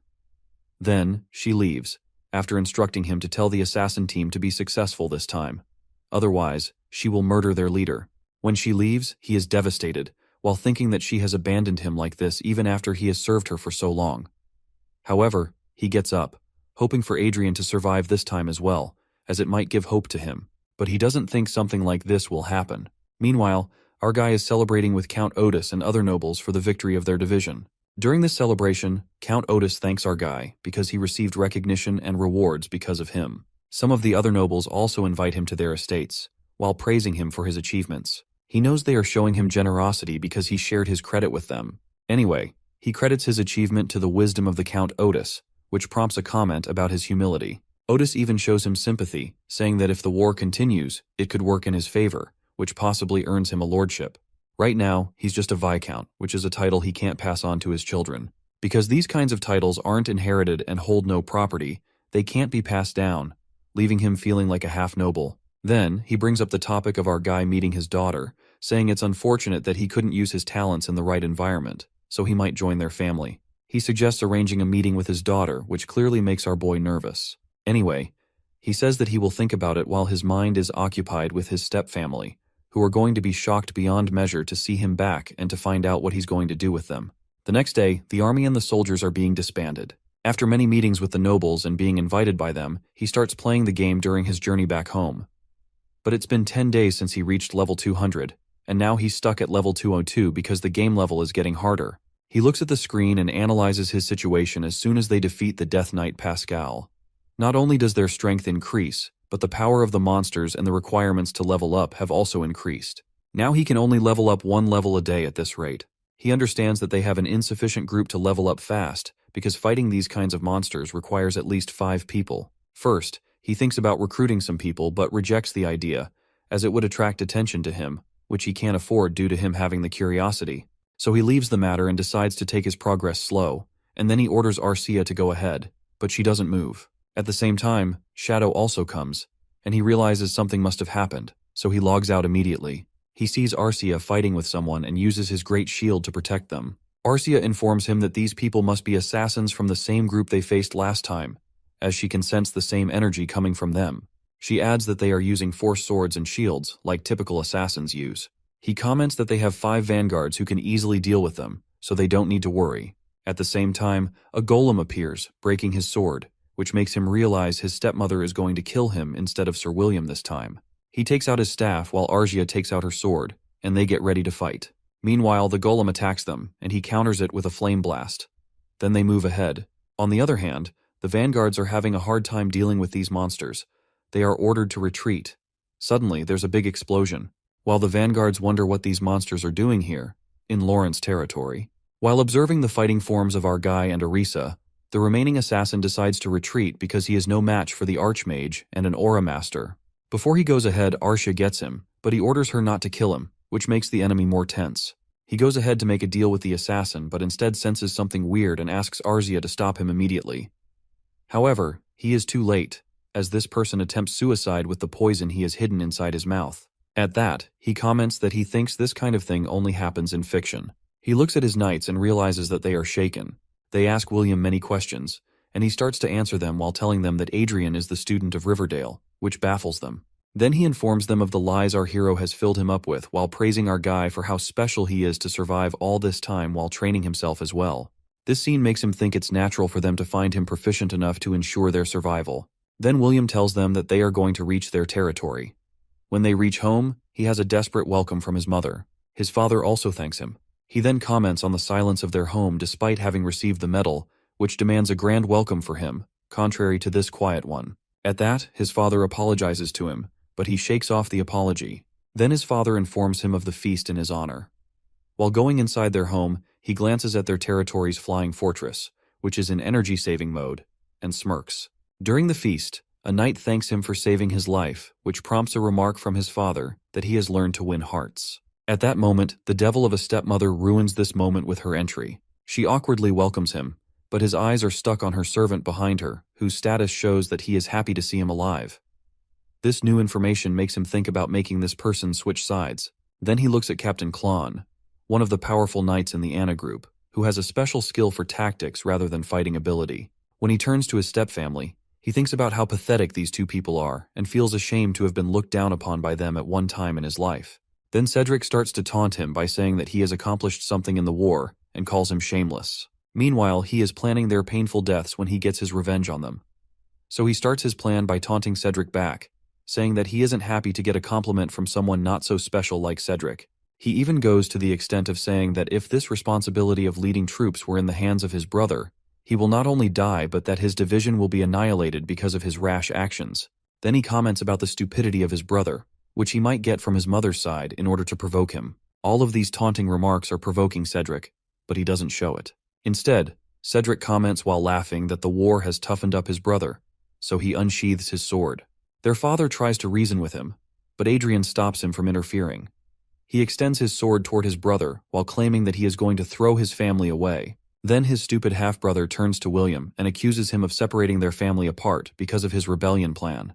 He orders his knights to arrest William, but no one moves from their place. Seeing that, he repeats his order, but they retort that he should arrest William by himself, which infuriates him. Humiliated by the snickers of others, he raises his sword to his half-brother and is about to attack him, but is stopped by Arcia, who is eating a large piece of meat without a worry in this world. Cedric angrily tells her to leave him alone, but she doesn't listen to him. When he is about to repeat his words, he is slapped with the meat stick she is eating with such force that it throws him to the floor, while petrifying everyone around them. William comments on how Cedric is idiot enough to be slapped by a turkey stick and by a woman half his size. He watches as Klon unsheathes his sword, claiming that Adrian is crossing his limit. Our guy thinks about how Klon has protected Cedric like his king, and says to him that he's the one who crossed the line. Meanwhile, he thinks, while looking at Klon's scoffing expression, that Klon is the kind of person who has done many shameful things he doesn't even remember. Cedric angrily orders Klon to kill his half-brother since they dared to mess with their future lord. Klon then informs Cedric that he can't kill Laurent's second son because of his standing, but slyly raises his sword toward Arja, who's still eating turkey without any worry, and comments that he can kill her on the charge of attacking a noble. Before he can do anything, William raises his sword at him and orders him to stay away from Arcia. He's alerted to see that the people who were on Cedric's side are now on Adrian's. Cedric, however, happily notices the reinforcements of the knights approaching for the aid, and is excited to think that everyone on Adrian's side is going to be punished. Meanwhile, our guy concludes that the silence behind Anna was because she's been calling for help this whole time. Then our guy shouts at them, saying their lord is standing there, and they're daring enough to go against him from the opposite side. Even Cedric doesn't listen to him and orders his knights to attack. He analyzes the situation, realizing that even though the soldiers on his side are high-ranking, they aren't properly armed, unlike Cedric's soldiers. They'll be massacred if this continues. Klon also taunts him that this is happening because of his arrogance after the victory from the war. He even adds that he is going to be the cause of the murder of innocent people because, no matter what, the family system is not changing anyway. Now, he is going to die a painful death. His parents, worried about him, call him to use the artifact and run from there. Meanwhile, our hero stands there with a grin on his face because he wanted all of this all along. Then he looks at the people around him and orders his knights to protect his father, as this is a rebellion from Cedric's side. Klon tries to say that they are committing treason, but no one listens to him. At this moment, At the order of our dude, Arcia finally ends this farce and removes the illusion magic from herself, revealing her true form. Adrian orders her to deal with everyone except the 3 people at the front. Meanwhile, Arcia is killing the soldiers from Cedric's side like vegetables.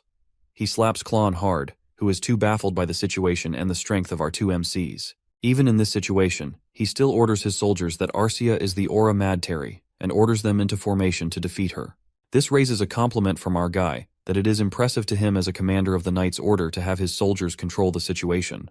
Klon shouts about who the hell he is, and our dude taunts him that he is his teacher who is going to teach him a lesson.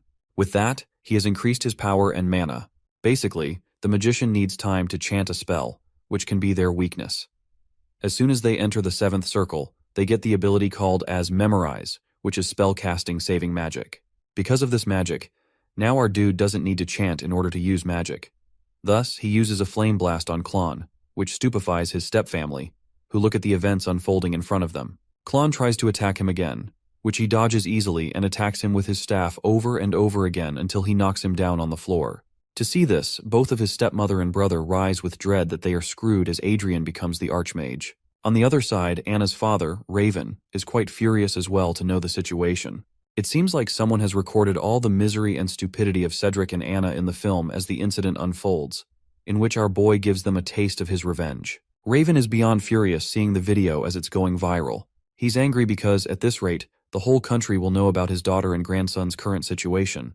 His subordinate points out that people on the internet are accusing him of supporting his daughter and grandson's treason. He replies that he doesn't care about the opinion of some commoners. They raise the question that, what if the nobles agree with them as well? He reasons that they can't do much except send letters of protest, because this isn't the age when archmages and aura masters could challenge someone like Raven, who has an army equal to a marquise or duke. He briefly considers what would happen if some duke or marquise sides with him but shrugs it off, thinking they wouldn't want a new rival.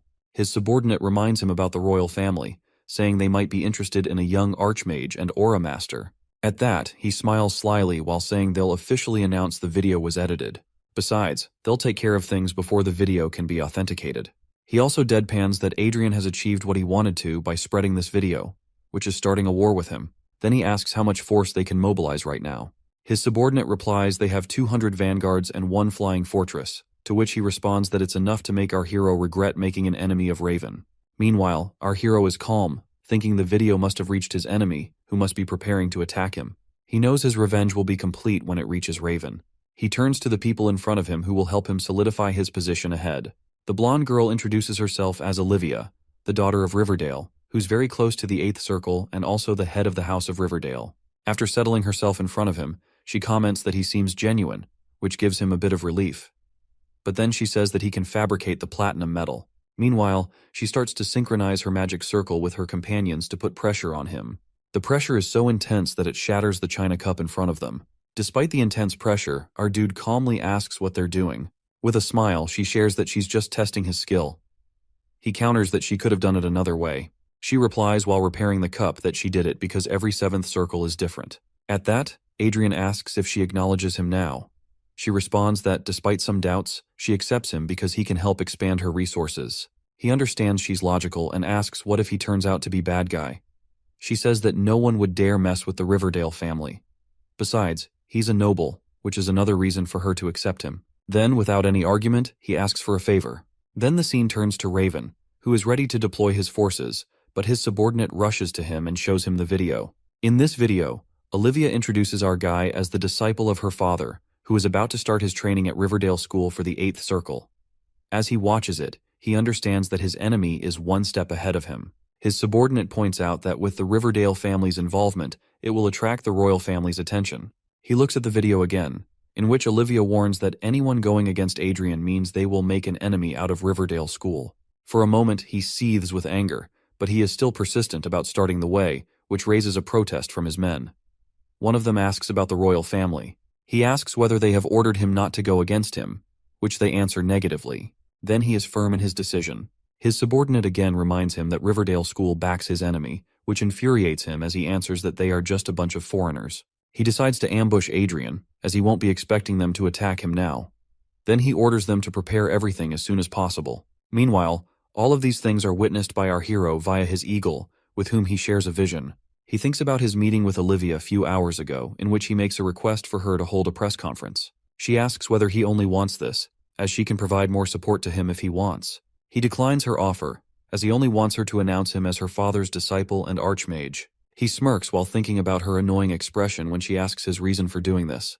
In the present, he asks Arzia to get going, and they start to teleport while thinking that the Vanguard will protect themselves against Raven's troops. He thinks about how everything and everyone are moving according to his plan. He remembers what he replied to Oiliva. He tells her that his enemies are like his prey, and that he doesn't want to share the joy of taking revenge with anyone else. The scene changes to inside the prisoners, where some guards desperately search for Anna and her companions because they escape from the prisoners. It seems like some people still follow them and help them get out. The prisoners rush toward the outside of the prison while Anna clutches a key to the flying fortress to her chest. While ascending the stairs, she concludes that this life is worse than death. Cedric asks whether she is really going to act on her plan, to which she asks that it is better if they will give up. When he answers negatively, she angrily tells him to follow her. When they are outside the prison, Anna glances upward where the flying fortress is floating in the air. She raises the key toward it and enters with her companions. It seems like Anna has so much hatred for our guy that she is willing to blow up the entire Lawrence castle just to kill him. After verifying the key and her identity, the system asks whether she will activate the flying fortress against the threat of enemies, to which she answers negatively. Then verifying her truth, the flying fortress activates to normal mode. She immediately orders the preparation of the main cannon firestorm at Lawrence Castle. However, our guy arrives just in time and covers her mouth before she can instruct the system to open fire. Her eyes widen when she sees him enter the flying fortress. Meanwhile, he informs her that she is doing exactly what he has already predicted. She looks at Cedric and the knights handled by Arzia. Our guy tells her she has already increased the list of her crimes, and now she and Cedric are going to sacrifice themselves to save their territory from the troops of Raven. He throws her to the floor, and with delight, he informs her that she has done exactly what he wanted. Otherwise, it would have taken him time to activate the fortress. To see the game change, she tries to get polite with him, but he doesn't heed her politeness and orders Arcia to bring Cedric, which she complies instantly. Cedric also changes color and tries to remind him that they are brothers. Instead of listening to his pleas, he veils them with a great shield and turns to the knights who are begging for mercy. He states that they are Raven loyalists, so he is going to send them to him. With that, he throws them outside the castle. Then he orders Arzia to upload the video to the internet because it brings good results last time. So he is going to use media platforms to play the political game. After a while, the news of Anna's attempt to attack Lawrence Castle spreads all over. Raven also sees this and asks to his subordinate whether they can kill every person who commented on the post. His subordinate responds that it is a tough job because the privacy of the users is protected by the Elysia Nation. Then he informs Raven that he has done the preparation for the war with the Flying Fortress and 200 knights. He orders them to advance while reminding them not to disappoint him. They transport through magic circle transportation. While at their disappearing forms, Raven ponders whether he should go with them. On the other side, Anna is terrified at the arrival of the troops after knowing the plan of our hero. Meanwhile, our guy is ready to celebrate his victory in advance, as he and Arja are already at the dining table. As soon as he hears the sound of teleportation, his expression turns happy, and he immediately starts the mana surge. To sense this, both his stepmother and half-brother beg for mercy from him, but he sits at his table calmly while relying on what he has learned during the war. It is revealed that he is going to use his step-family for a suicide attack. He extends his wine to them while bidding goodbye to them happily. He happily turns to Arcia and asks her to make a wish while watching the fireworks created by the suicide attack. She complies with what he says while he thinks today is the day he gets rid of his step-family while getting ultimate freedom. The scene shifts to the conference room of Raven Castle, where he and his subordinates discusses the trouble they have communicating with their knights. They are worried about the communication failure, especially since their troops should have finished their business by now. They haven't been able to reach them through their personal devices as well. He asks about the spies they have in Lawrence territory and gets the answer that they can't communicate with anyone, as Adrian must have arrested their informant as well. Raven doesn't believe it, but his subordinate reasons with him that it's the only possibility they can think of. This situation makes him realize that our guy has planned everything in advance. It fills him with dread to think that the person who can be his grandson fools him. He asks if there isn't a single person in Lawrence territory who can assist them in this regard. His man replies that communication is not possible because of the space disconnection, or maybe there is a general server down too. At this moment, someone calls for his attention and informs him about the video that has recently appeared in a post related to Lawrence's Viscounty. This video shows a large blast in which many rubles fall on the ground, and some vanguards crumble those rubles in order to save the building on the ground. Once he shows the video to his master, his man informs him that they already evacuated the citizens an hour ago as well as shut down their communication server. Before he can inform further, Raven angrily breaks the table. Crashing everything, he asks about how many troops they can deploy further. His man answers that they can use either 75 Vanguard without a flying fortress, or 25 Vanguard with a flying fortress without violating national law. He informs him that after the destruction of their previous troops, they now have only the power of 1.5 flying fortresses. Besides, they use the suicide attack according to the video because their troops can't be saved from the close-range mana explosion. He concludes that this means Adrian was keeping an eye on them. Raven reasons with him that no matter what, our guy doesn't have any more flying fortresses to attempt a suicide attack. So his subordinate informs him that they are not going to go against him anymore, as the royal family finally stops them from taking action against the Lawrence family. At that, he starts to laugh hysterically to realize the loss of money he has to endure until now. He calculates everything and concludes that he needs 30 trillion roots for recovery damage because of just one mistake. He then turns to his men and asks them to communicate with him as they activate the communication server. Now Black Eagle is going to play a huge role in the success of our guy, as it can be used for auxiliary purposes. Nevertheless, let's set what our guy's reaction will be when his enemy has the audacity to call him. Raven tell our guy that even though he acknowledges his abilities, he is going to make him pay for his mistake. Our dude calmly assures him that his revenge will only be complete with the downfall of him and his family. Now he realizes that there is more to this story of revenge. He clarifies to his enemy that he has indeed used Anna and Cedric for the suicide attack and gives them a great cremation ceremony. This new information infuriates him, who makes sure that he will pay for the humiliation he inflicted on him. His empty threat makes our guy realize that his stepmother and brother are just tools for Raven. He only cares about his reputation over his blood relatives. Suddenly he asks whether Raven is on the 80th floor of his castle, to which he confirms. He informs him that he is going to get a gift from Adrian after a few moments. He then reminds him about the ability of memorization, in which 7th Circle magicians can save the time of casting 10 spells at the same time. He asks Raven whether Adrian can break his castle barrier if he uses this skill and activates 10 spells simultaneously. This question widens Raven's eyes, and all of them look outside where our guy's Black Eagle support brings his spells. Our guy happily informs him that he sends him a gift of 10 rounds of 7th Circle Blaze Blast. With that, his support activates the spells, and there is a larger explosion. While chuckling darkly, he hears the words of Raven's subordinate, who tries to help him escape through teleportation. He wipes his tear of happiness and disconnects that call with him. At the moment, William informs him about the arrival of reporters as he asks for the press conference. He then goes outside with his companions, where every servant bows to him and even trembles at his one gaze. He thinks these people are the same ones who badmouthed him. With determination, he goes ahead while thinking to leave his days off pretending to be a fool behind, and steps ahead towards the glorious chapter of his life. The next day, after the press conference of Adrian Lawrence revealing the truth behind the Raven surprise attack and his suicide attack on his troops, becomes the talk of the town, or specifically the internet. They also cast the news about Adrian's attack on Raven Castle, in which, unfortunately, he is saved. Some call his act of suicide attack cruel, while others think that Raven is someone who deserves it. Whatever it is, the thing is this news increases the popularity of our guy, who has millions of followers now. While in his home, William raises the question that he might get criticism from the people, which he shrugs off because now he has the freedom to live as he wishes. He then explains that despite the criticism from the supporters of the House of Raven, most of the media and commoners support him, which will be beneficial for him one day. To increase his support among the common people and prove himself different from other nobles, he starts to communicate with them via his social media account while posting his activities and schemes. Meanwhile, he explains about the importance of commoners and the disdain of nobles towards them when his father interjects that he has been summoned while showing him an official letter. According to the letter, both Adrian and Arcia are summoned to the Noble Board of Audit and Inspection.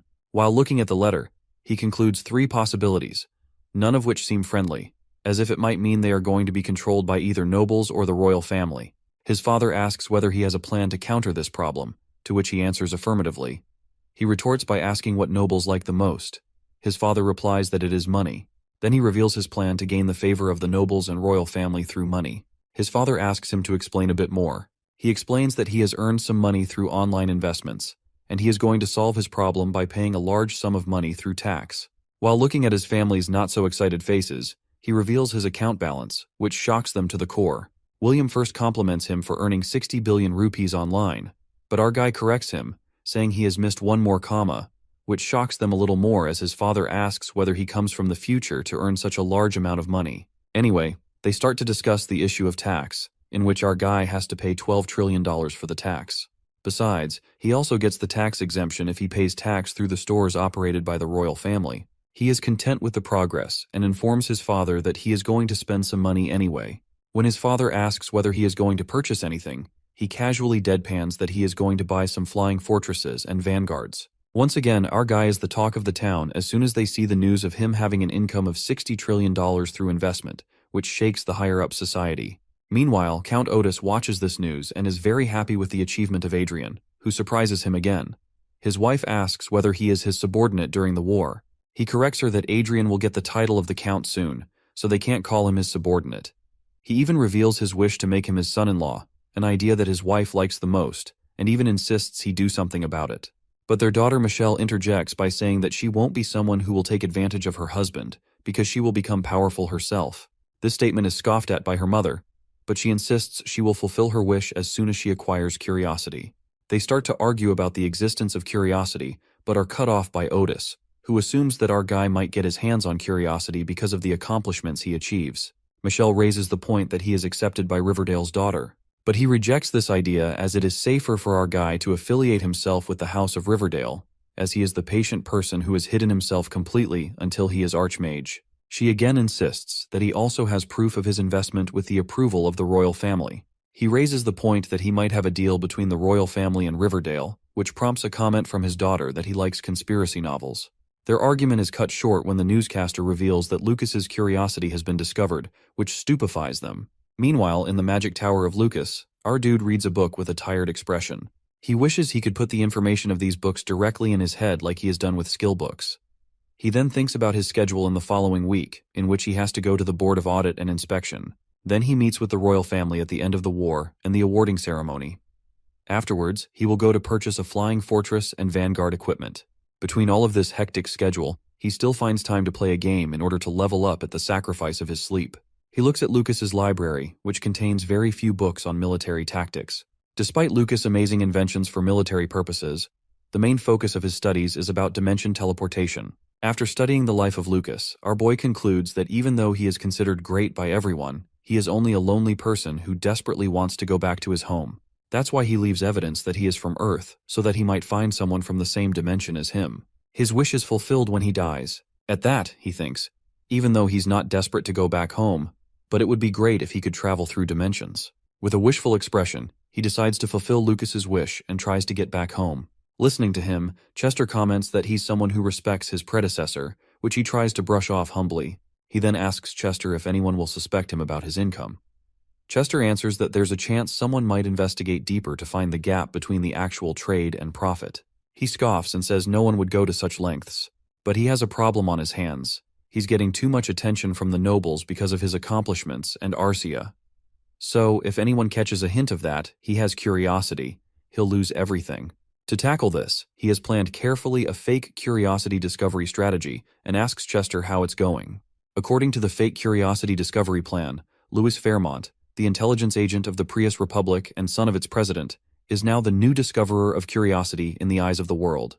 So, everybody is cheering for him. Our guy does it because he wants to divert everyone's attention away from himself until he reaches the 9th circle. He expresses his discomfort to Chester about giving even the fake curiosity to someone as shameless as Louis. But Chester consoles him, saying that it was done wisely since he can't protect the curiosity right now. Basically, Prius Republic is one of the 4 nations in the Rondel that has a democratic system on the surface, but in reality, it's been a dictatorship led by Catro for 13 years. As Louis discovers the curiosity, he worries people will start following this dictator of a president. Chester replies that no matter what, nothing will change the country's system. Besides, their plan might cause a diplomatic war between countries, which will affect Catro and Louis, as their reputations will be ruined when everyone discovers the curiosity was fake. So it will be good for the citizens of Prius. He then asks if there will be any innocent victims because of his plan. Chester comments that Adrian is the one who went too far because of his lack of consideration. He then points out Adrian's cruel actions against his stepmother and brother. At that, our guy clarifies that it was because they were enemies. Chester is satisfied with his answer, believing a person should worry about the innocent but be cruel to their enemies. Hearing these comments, he annoyingly thinks that he seems like he's a real human being. He wonders if he will create something like Chester and Arzia once he reaches the 9th circle. Chester asks that if he's going to use his last right to administer rights, which he declines as he's reserved it for an emergency. He then level up with his support, as he's currently at level 205 and needs to reach level 250 to clear one requirement of the 8th circle. Meanwhile, servants at the Lawrence house discuss how Adrian is increasing his military power, and how he and Arcia are getting the titles of Count and Countess, respectively. They call him the new powerful man in the kingdom. Later, some maids fight over who will serve Arcia, as she's easy to deal with, and many maids admire her for coming from a common background. They are also afraid of our boy since they worked under Anna before. A maid finally wins and reaches Arcia's room. While serving her, she hesitantly asks if Adrian is going to fire them. Arzia responds that he's not going to make anyone suffer because of him, but deadpans that if she's Adrian's enemy, he would be merciless, which terrifies the maid. When leaving, the maid confronts Adrian, and her fear for him confuses him. From that day, another rumor spreads that Adrian never forgets gratitude or grudges, and Arzia will not spare anyone who will go against him. The scene shifts to the inside of a car, where Adrian is traveling with Lopez and Eric. Lopez is baffled, unsure why Adrian is taking them to the royal palace, while he expresses that he and Eric are not ready for this experience. While being busy leveling up in the game, Adrian also continues discovering talented people with his glasses after the war. Eric, on the other hand, is confident in his master, believing he has a plan. As Adrian heads to the Board of Audit and Inspection for inspection, he brings the 2 vanguards with him along with these 2 talented people. He explains that he doesn't have a specific plan, but wants them to gain experience meeting the nobles and royals to understand the people leading the nation. His driver informs him they've arrived at the teleport gate, entering the city of Lionel, which is the capital of the Reinhardt's kingdom. While looking outside of Carr's window, Lopez is in awe of the city's development. Unexpectedly, when they enter the city, people welcome both of our main characters quite warmly. A high-ranking administrator, Harris Walker, even hints that the nobles are causing chaos at the royal palace because of them. He adds that Adrian is liked by talented nobles like him because he got the title due to his skill. At that, our guy checks his status, that is, he is feeling doubtful and anxious. However, our guy is intrigued to see that this person has 4 high-level abilities and possesses the traits of a leader with integrity. Then he calls him, and Harris misunderstands, thinking that he's offended by his words, and immediately apologizes. Instead, he gives him a card and tells him he's going to appoint him as his vice lord when he gets his territory. He offers him the chance to contact him if he's interested in the position, which leaves Harris totally baffled. After a while, they're outside the investigation room, which only both of our main characters can enter. Our generous guy gives 3 million roots to each of his subordinates to spend while he's being investigated. Before he goes inside, Harris cautions him about the chief inspector, who has something against him. He consoles him, as he has already decided to leave the country if that becomes an issue. When he enters, he faces the chief inspector, Douglas Hamilton, but the person who catches his attention is the second prince and captain of the 2nd Royal Guards, who is also an aura master, sitting beside him. He wonders why such an important person is there. Both of them bow to the second prince, and our guy personally greets the prince, calling him by his title, Sword of the Kingdom. The prince is amazed that he recognizes him. Prince's amazement prompts dry comments from our guy that he's a citizen of his kingdom and has this common knowledge. He then checks the prince's status and is a little disappointed to find that his abilities aren't much higher. He thinks that that's all it takes to become an aura master. Anyone could become one. But he rejects the thought, realizing the prince has a special environment to nurture his talent. The prince asks if he's okay with him leading the investigation. He replies that if it's the board's decision, then he's fine with it, which offends the prince. Our guy concludes that the prince is quite shallow to be offended by such small things and apologizes, which the prince brushes off, telling him to sit. During the investigation, nothing special happens, and the prince concludes that the Lawrence family was right to take action against Raven. However, his decision is met with protest by Chief Inspector, but he retorts that when someone like Raven starts something, they should be ready to face the consequences. Thus, the Lawrence were right to go against them, which shuts the Chief Inspector up. Meanwhile, Adrian is confused because the relationship status with the prince says he is hostile towards him, but the prince is being fair to him. The prince is about to give the verdict that the House of Lawrence didn't do anything wrong, but Hamilton reminds him about Raven, who's on their side. Now our dude observes that the hostile relationship status is due to the prince's affiliation with Raven. After the prince gives the verdict, he turns to our guy and asks him to join his forces as he's competing against his elder brother, who is the crown prince. He is asking because our guy took down Raven, who was also the prince's ally. Our guy tries to apologize, but the prince clarifies that things will get messy for him if he sides with his brother. Now our guy understands the reason for the prince's presence at the investigation. Basically, the crown prince was set to succeed, but when the second prince became an aura master, things became unstable. Not only are their forces equal, but the second prince is a step ahead of his brother. So, if they join him, they'll gain an archmage and an aura master, and their finances to support their cause. This way, the second prince's position becomes even more powerful if they join him. He tries to subtly reject the offer, and tells him that he doesn't want to get involved in politics, and doesn't even have a title yet to support him. The prince answers that he'll get the title of Marquise, which dumbfounds our guy for a moment, as it doesn't seem possible. The prince responds that he's going to make it possible and even offers him the territory of Marinkov, which is the best in the kingdom. Now tempted, he asks if he's really worth the offer.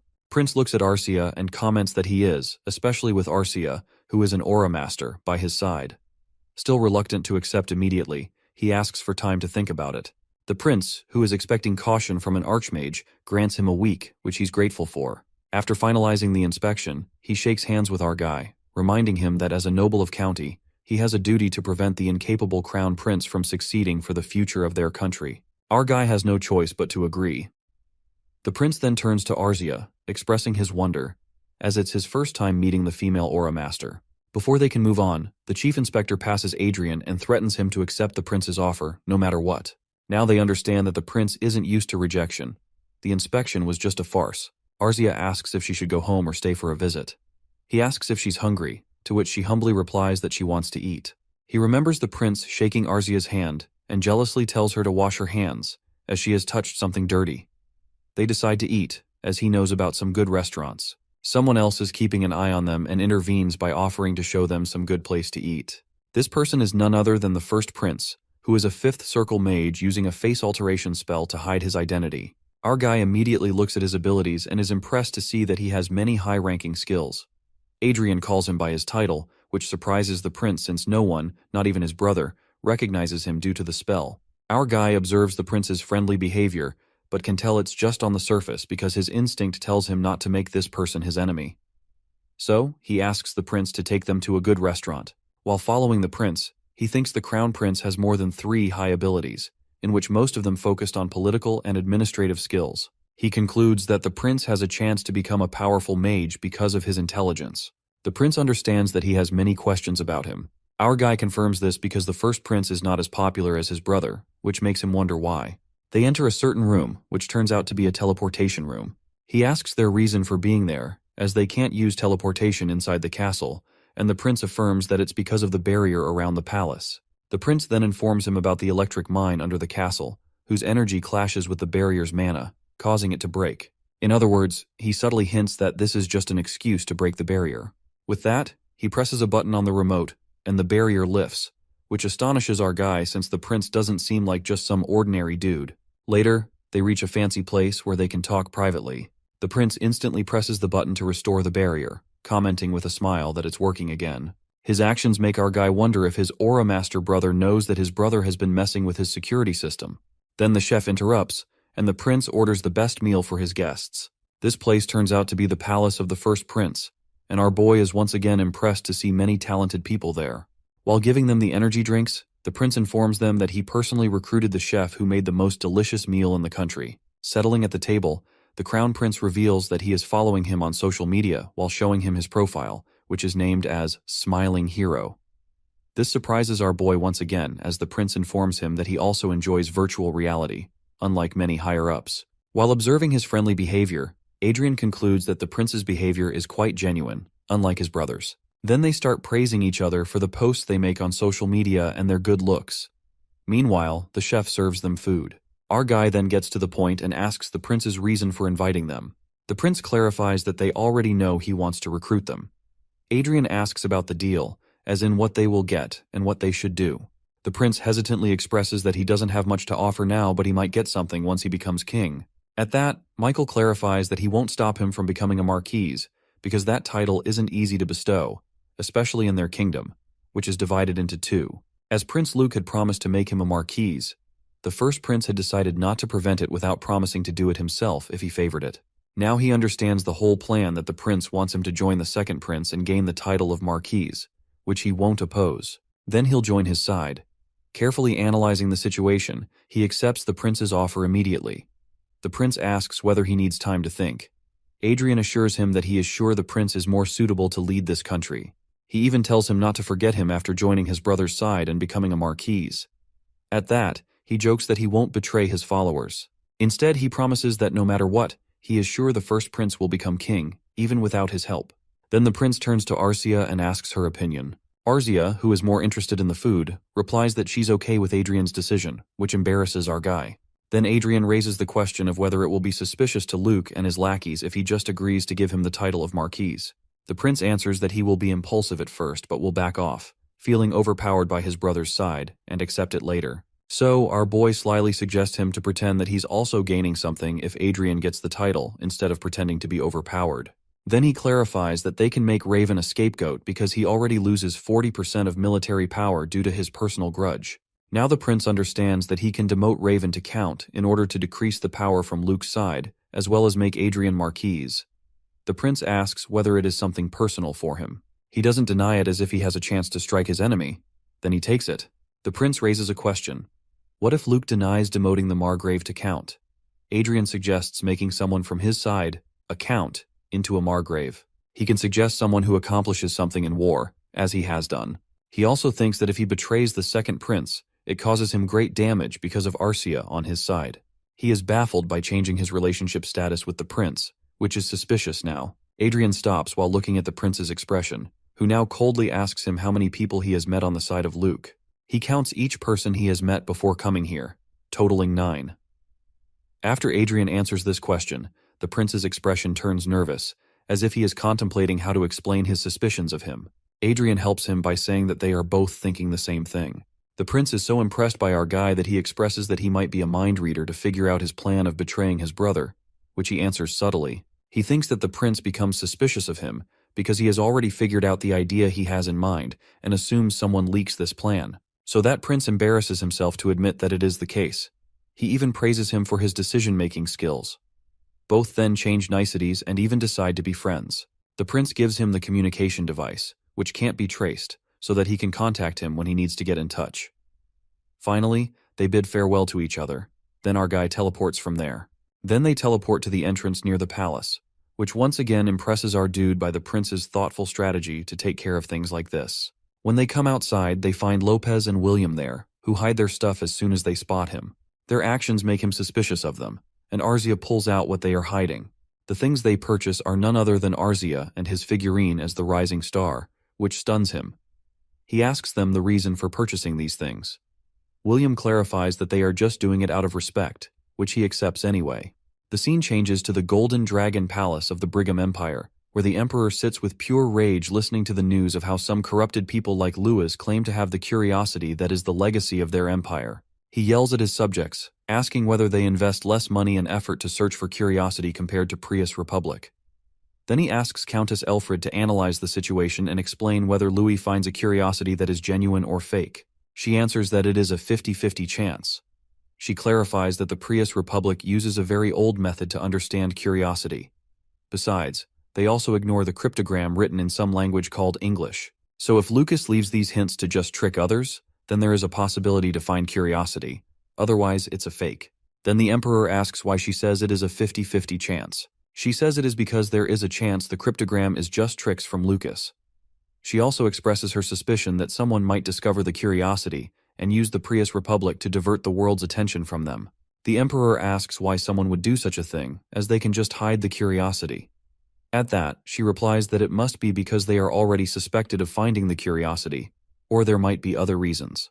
Then they analyze this possibility and conclude that whoever does this must have national-level power to manipulate the Prius Republic into thinking that they have discovered the curiosity. After analyzing the current situation of the 4 nations that can do such stunts, they suspect Alicia, which is a nation of elves. This nation has such power to do this trickery. She also informs him about our guy, who is such a talented person that his achievements make him suspicious. While looking at Adrian, the Emperor rejects this thought, as Adrian doesn't have the power to control the nation. Besides, he is not only affiliated with the Riverdale faction, but also has the evidence to prove his earnings. To clarify our guy's position as a talented person, She also reminds him that Lucas is someone who is much more talented than Adrian. The Emperor also adds that the Reinhardt kingdom is also having inner conflict over the throne, so it won't be possible for the government to do such a stunt. So they suspect the Reinhardt kingdom after Alicia and Lucia's kingdom. Then they decide to keep an eye on these 4 kingdoms. The Emperor also issues an order to send a warning to the Prius Republic, which is daring enough to use Lucas's curiosity as their own legacy. He even goes to the extent of issuing the order to act on the threat if the Prius Republic doesn't back off. He deadpans how the destruction of one country is a small price to acquire curiosity. At last, he asks Elfred to contact Adrian and offer him to join their side in order to be a part of the great empire. The scene shifts to the house of Margrave Caskbell, where many youthful nobles gather to have a party. They approach the topic of our guy, who not only burns his stepmother and brother alive in a flying fortress, but also watches this scene with a wine in his hand and uploads the pictures on the internet. These youngsters are afraid to hear this news because they are none other than the bullies of our guy, who bullied him during school days. They are all worried about him having the title of Count and Arcia at his side as an aura master. They express their concerns that they are doomed by Adrian. During all this commotion, Isabella calmly sips her tea. She scoffs at them, thinking they worry about nothing, as she believes Adrian defeats Raven because Raven is foolish enough to make a mistake. Then everyone wonders why she is not afraid of him, considering she is someone who bullies him the most. She calls them nothing but a bunch of cowards, while stating that times have changed and they don't need an Archmage and Aura Master to win a war because of the Flying Fortress and Vanguards who can defeat them easily. She scolds them for being afraid of someone who is going to be a Count when their united positions are more powerful than his. Someone points out that she can say this because she is from a powerful family of Margrave. She excuses herself as her father summons her, while her friends tell her to come back sooner if she finishes early. While on her way, she reminisces about her academy days when she bullied Adrian and called him a commoner due to his mother's blood. They harass him to the extent that he furiously threatens them to punish them one day. While thinking about his face, she has a cute expression because she thinks he looks quite handsome when enraged. She stands in front of her father after a while, and is shocked to hear him say that Adrian is going to be a Marquise by Prince Luke. Unbeknownst to her father, who is unaware of his daughter's inner turmoil, he continues to analyze that if Adrian will be at their side, it will bring them many benefits. So he suggests that she should get close to him and even pursue him to become his future wife. She immediately goes back to her friends while thinking about how bad it will be if Adrian becomes the Marquise, as he will gain immense political power. Then she opens the door and looks at her allies, who are enjoying themselves. She realizes with dread that they won't be of any help to her. The scene shifts to Arcia, who changes her hair color to silver so someone won't recognize her in the game because she becomes quite popular in real life. After the awarding ceremony, the first thing he orders her is to change her look. The second thing is to look into her father's business and try to expand it. When he is analyzing the reports, Grant, the son of Perseus, suggests he enter the arms industry. Despite his father's protest, our hero listens to him and asks Grant to explain his reasoning. He explains that the companies he is going to take over don't give much profit, so someone like him, who makes trillions of roots, should be considerate of their future investments. Adrian is clearly impressed by his reasoning and adds that their profit is indeed limited. Then they discuss which kind of arms industry they should follow, and our guy drops a bomb by expressing interest in making Vanguard equipment, which stuns both father and son duo. Perseus raises the question of whether this is even possible. He answers that he is aware of the basic methods of general manufacturing Vanguard equipment, so he can make it work with some assistance. Basically, all the companies providing Vanguard equipment are influential families of the kingdom who are somehow related to the current royal family. Grant points out that existing businesses won't be happy with their progress. He consoles them by saying that he will handle this matter in a way that they won't feel threatened by him, as he will produce Vanguard equipment similar to theirs. Besides, it is not possible for every Archmage to produce Vanguard equipment, because only 2 out of 4 Archmages in their country can manufacture it. He knows that if he starts producing Vanguard equipment suddenly, he will draw public attention, so he plans to fail numerous times before succeeding. He even informs them that he won't stop at just making Vanguard equipment, so asks them to search for a magical tower to purchase for their business. His statement makes them realize that he will next start producing flying fortresses, which increases their admiration for him tenfold. Later, he is shown sitting in front of his parents, whom he informs about the second prince's offer, which he accepts, but hides his conspiracy with the first prince for the purpose of secrecy. The way his mother is reacting to the news of him becoming a marquise, he teases his mother by saying that he will become a king and make his own harem. This statement offends his mother as she points out that he is saying such things in front of Arcia, who sits beside him. He thinks he makes her his fiancée just for convenience. He even turns to Arcia, saying that she is normal, as she knows it is a joke, but stops when he checks her status, which has mixed feelings for him. He tries to shrug off this matter and comes to the main point. He expresses that he will start a new beginning for the House of Lawrence while dealing with the people who follow his stepfamily and harmed him and his mother. He deadpans dangerously about how he will finish each of them. Meanwhile, there is a discussion going on regarding the issue of whether to make our guy a marquise or not. Some people point out that it is too much for him to become a marquise at once when the title of Margrave is too much. They once again count the achievements of our guy and decide whether they should give him the title or not. The second prince interjects by pointing out that people start to call Adrian as Second Lucas, and other countries also notice his talent. Before anyone charms him to join them, they should secure Adrian by giving him the title which he deserves. The first prince pretends to protest that it is an absurd concept to give the title of marquise to someone who has no title at all, which hasn't happened in 200 years. They argue for a while, but then the first prince conveys his point to gain favor and offers to demote Raven if they want Adrian to become a marquise. The second prince blatantly rejects this offer as it gives a bad impression of him as a leader to demote anyone for his gain. The first prince expects this reaction, then offers to make Count Otis Margrave for his accomplishments of the war, as he is indeed the superior of Adrian and deserves some credit. Even showing reluctance, he accepts the first prince's offer. Then both of them turn to the king, who looks quite tired of his son's childish fight and gives up by granting both of their wishes. After a few days, Adrian and his family are at the royal palace for the victory celebration event. His mother is a little cautious about her dress, which he brushes off by commenting that many young men will still ask her to dance. Both he and his fake fiancée wear the uniform for the requirements of the ceremony and hope that they have time to change into dress. On their way, they confront some people from Adrian's school who are none other than his school bullies. Our guy feels quite satisfied to see their faces. He even asks about their master, who is clearly Isabella. They try to start the conversation with him, but he ignores them by saying that he will meet them if he has time and turns to his mother. When they turn, our girl glares at his school bullies, which scares them to the core, and they pray Isabella will protect them. On the other side, she asks our guy whether she should kill them, to which he deadpans that he is going to keep his promise during their school days. As soon as they enter the palace, they get the attention of everyone, as many high-ranking nobles already know that he is going to get the title of marquise. Suddenly, he spots Raven, who leaves without saying anything as per the order of the second prince. Now they start the victory celebration event, in which, first of all, Count Otis receives the title of Margrave from the king. Adrian feels happy with this progress and the fact that Count Otis is on the first prince's side. During the ceremony, he spots Marquise Vincent, who, along with the second prince, seems quite interested in Arja, which he clearly doesn't like. Then both of them are called before the king. The king bestows our boy the title of Marquise with the territory of Marienkoff. Though Arcia receives the title of Countess with the territory of Glendale, each of them is given a flying fortress to protect their country. After our guy receives a title, there is a murmur in the court regarding him suddenly having the title of Marquise.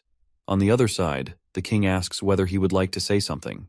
He turns to the people and thanks the king for his generosity and fairness, as well as thanks both of the princes. Then he declares war against 4 of the houses of Viscounts with a happy face, which shocks everyone. To see him doing this, the king thinks about how he has a very long headache because of his sons, and now destiny serves him a new lunatic in the form of our guy. Later, the said lunatic stands in front of the second prince, who reminds him that someone who just gets their territory recently can't expand it for 1 year. He answers that he will destroy these houses and then turn the territories to the royal family. The second prince understands that he won't budge, so he just warns him that he is going to keep an eye on our guy because of his disappointing behavior. Adrian, on the other hand, knows that the prince can't throw him out now. When he goes outside, he notices that no one wants to approach him now, contrary to their earlier behavior. He dryly comments that he has become a scoundrel in the eyes of the family, which is confirmed by his father. Both father and son argue for a while because of Adrian's stunt. However, his father decides to leave this matter be, as they should enjoy it for a while since it has been a long time since they attended a party of the royal family. Then he offers his hand to his wife, and Adrian looks at them softly, enjoying the party. Then he turns to his real motives. Meanwhile, our boy's bullies discuss how absurd it is for Adrian to declare war on them without any reason. To solve this problem, they decide to unite their power in order to defeat our warlock, as no matter what, he is still a new Marquise, and they all have the power of the Viscount. Meanwhile, Marquise turns to them. They try to greet him by his name, which prompts a criticism from our guy that they can't just call Marquise by his name. His bully protests that he can't just respect him when he declares war on them. Then he takes off his gloves by challenging him to a duel, which his father, the head of the house of Viscount Parma, along with other heads, interjects. Viscount Parma clarifies that he can't challenge his son because there is a large difference between both of their ranks, which goes against the county law.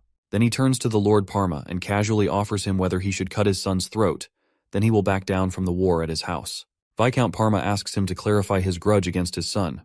Our boy asks him to ask his own son, who made his life hell. Then he goes ahead and offers Viscount Parma to think about to sell his son to prevent this war until he gets the official notice of war next week. Before going ahead, he glares at them, where Isabella is also hiding. Now these lackeys turn to Isabella and ask her to help them, even though she is scared herself. The next day, Adrian becomes the news once again because of his declaration of war against 4 Viscount houses. Our guy reads the comments from people who somehow get wind of his miserable life and how he was harassed during school days by those bullies. They respect and support him, which is somewhat touching for him. Then he turns to the person who shows him the catalog of flying fortresses, which are quite expensive. He thinks that people believe he declares war just randomly, without any military power, but he is going to purchase one. He calculates that he currently has 70 trillion roots, decides to purchase flying fortresses with them, and pays half the payment for 8 flying fortresses in installments. This way, he has saved 20 trillion roots in exchange. Then he spots Otis, with whom he shares some niceties. Otis finally notices that he is purchasing the flying fortresses and buys all of them. Otis, who also comes here to purchase a flying fortress, decides to make a reservation for one since he won't get any today. Then he introduces him to his daughter, who greets them politely. He also introduces himself and Arzia, a little confused to see her. He thinks he hears rumors about her being a lunatic. Then he checks her status and tries to shake off the rumor, as she seems very normal to him. Suddenly, his eyes catch something unusual, which is her special ability of English interpretation, which shocks him to the core, and he wonders whether it is the same English he knows. Meanwhile, Otis explains that his daughter is obsessed with finding Lucas's curiosity, but is quite disappointed to hear that Prius Republic has it. At that, she exclaims that they have fake curiosity. To see this, he concludes that if he is not from Earth, she might be the one who must find curiosity instead of him. Then he asks how she can say that Prius has fake curiosity. She explains that curiosity is hidden somewhere in a secretive place, because it is not something that anyone can find by looking for it everywhere. He asks what kind of secret place. She answers ambiguously that it is somewhere nobles can't or won't search for. He confirms in his mind that this place is indeed a virtual reality, as nobles assume that this is the place for a commoner to escape from reality. He looks intently at her and wonders how close she is to curiosity.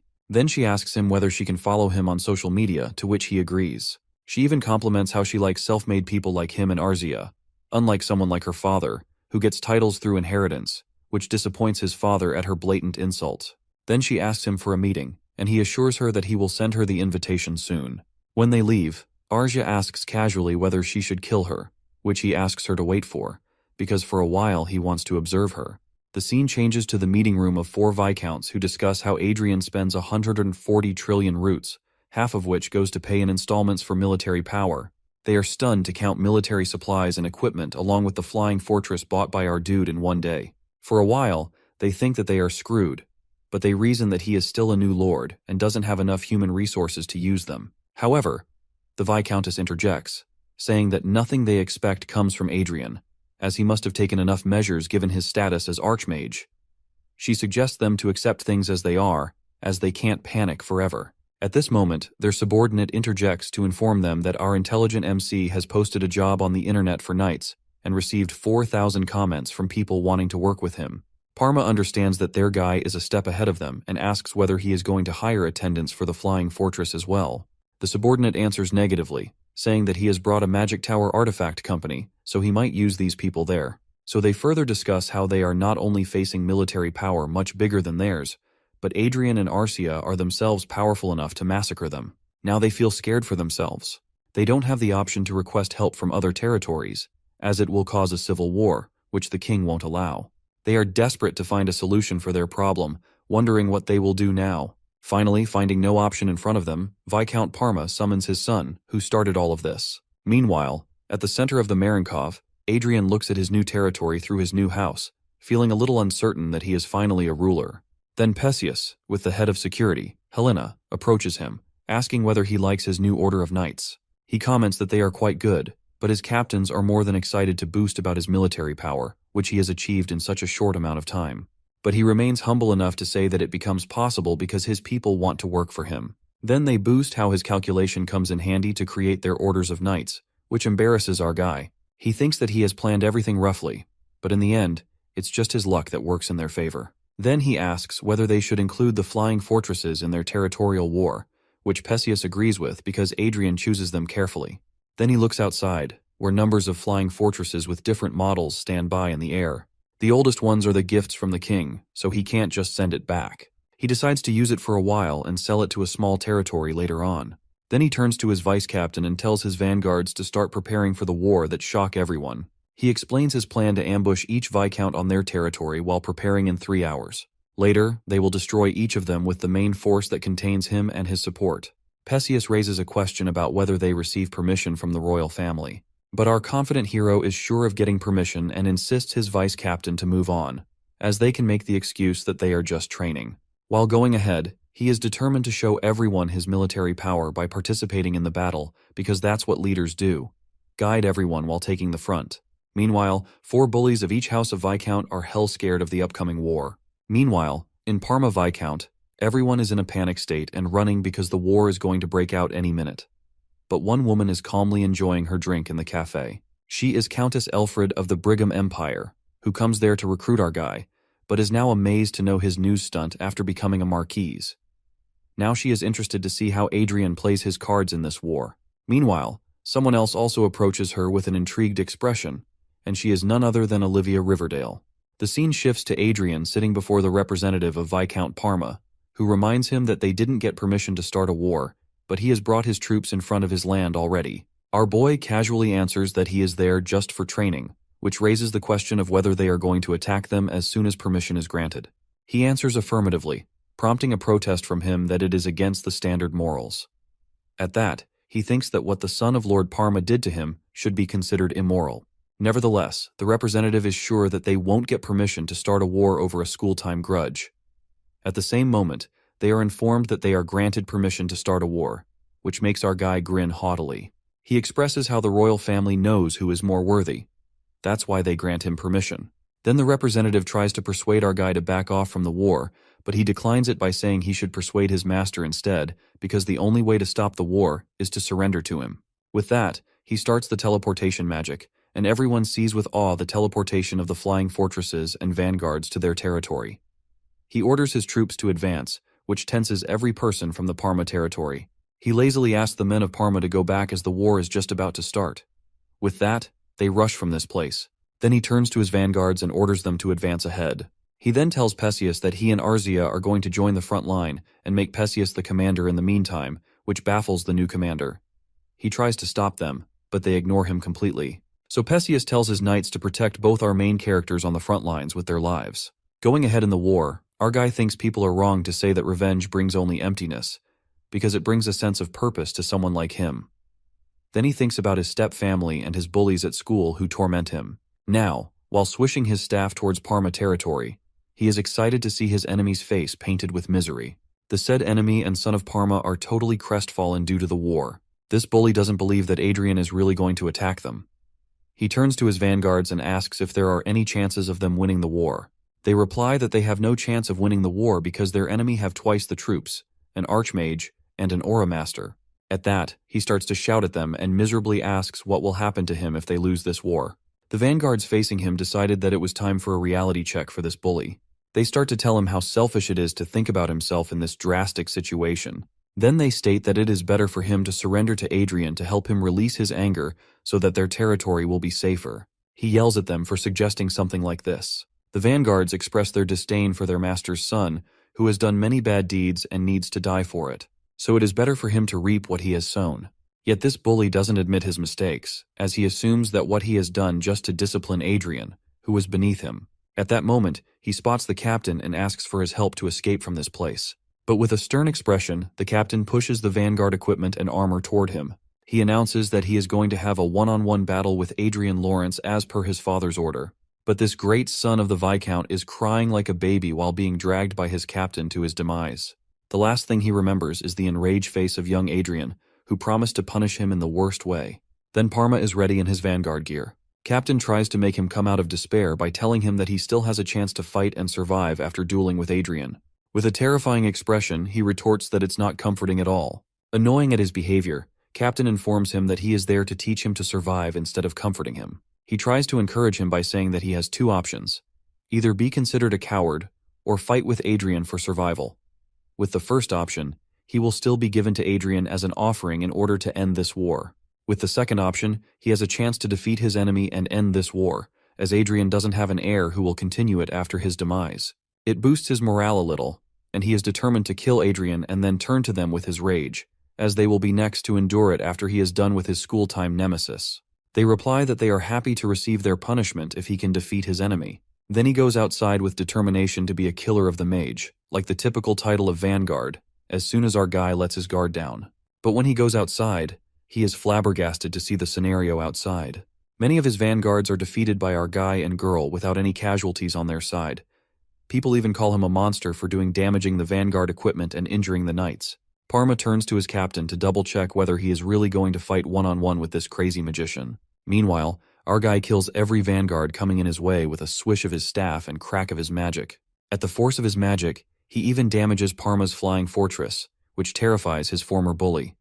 As soon as he spots Xerath, our dude gets down and steps before him. On the other side, this coward's captain proves to be more cowardly than him and surrenders instantly before our boy. Then they push their master's son as an offering to Adrian, who fumbles that he is going to challenge him to a duel. This change of events stuns our guy a little, but with a snap of his fingers, he attacks Xerath immediately. At that, his bully starts to cry because of his injury. Unfazed by his crying, our guy claims to get back the payment of 70 trillion roots he spent on the installment for buying the Vanguard equipment and other military power. Then he exclaims that he is going to get all of their treasury in the form of Vanguard equipment and the flying fortress in the backyard. Xerath asks whether it is his main goal to get money. He nonchalantly answers that it is one of two things besides taking revenge on him. Then he starts to name the bones Xerath breaks during their school days. He expresses it's not enough as he is mentally tortured by him, which he can't ever forgive. So he heals him to prevent him from dying of blood loss, as his revenge won't allow for an easy death. Then he orders Parma Vanguard to take him back, which they comply with immediately. Later he turns to the captain who asks, with terrified expression, whether they should escort him to their lord's office, to which he agrees. Parma apologizes to our badass hero. Finally, the battle ends after only half an hour. A little while ago, Alfred and Olivia confronted each other. Alfred doubts whether Olivia comes here to confirm whether Adrian is really that pupil of his father. She counters this question by saying that she is here to support him as a fellow member of the Riverdale faction, but doesn't understand Alfred's reason to be there. She even warns her not to dare take Adrian to her empire. They glare at each other for a while, then leave the matter for the time being. Upon sensing teleportation interference magic, they turn to the scenario of the war. They interpret our boy as a warlord. Later, they are awestruck to see him engage in the short-range battle with vanguards. Basically, magicians use short-distance movement spells in order to increase their mobility. But this spell uses teleportation magic, and because of teleportation interference magic, mages can't use this magic in the battlefield, which results now magician no more participate in the direct battle. Seeing him fight like this, Alfred remarks that he can dodge the attacks without using teleportation magic, and asks Olivia whether it's possible for a mage to engage in such a battle. She explains that it won't be easy for a magician to engage in such a fight, even with supporting magic, as it requires a person to be an expert in combat skills. After exchanging some compliments about our guy, Alfred takes her leave, having clearly seen the winner of the war. When she leaves, the Riverdale Duchess looks at our boy while thinking about his words of not sharing the joy of revenge with anyone. She comes here for that particular reason, but after witnessing him use magic, she notices many attributes of her faction in his style as well. Therefore, she concludes that he must be her father's disciple. Meanwhile, our MC knows both of the girls are watching him, so he is satisfied to deceive them. Then he follows the captain to go toward the office of Lord Parma, who is terrified of the upcoming consequences of the war. When our guy steps towards him, he falls back because of Adrian's fear. Instead of attacking him, he asks Lord Parma whether he is going to sign the document of surrender. Parma is concerned about what will happen to him and his family. Adrian replies that except his son, no one will be hurt, but they will be stripped of their position and wealth. At last he decides whether he prefers death over it, which makes Lord Parma agree to sign the papers. After sorting out this matter with Viscount Parma, his troops head towards the Viscount Daugherty, who desperately asks for help from his other two Viscount friends because they will be next after his defeat. Outside, the war goes on, while three Viscounts discuss and worry about whether giving up on their children can stop this war. The Viscountess informs them what happens to Viscount Parma and exclaims that this war is just Adrian's excuse to fill up his empty treasure with their resources after spending all of his money to boost his military power. To address both Viscounts' concerns over the upcoming war, the Viscountess reveals her new plan, as they can't win this battle through the usual methods of warfare. Therefore, they decide to ambush the territory of our hero. For this purpose, the shock troops of 3 of the Viscounts arrive at the teleportation area.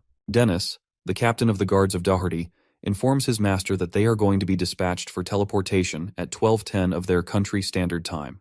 That's their plan to ambush the territory of Marinkov, which will be empty as our boy is busy on the battlefield, and take his residences as hostages in order to change this war game.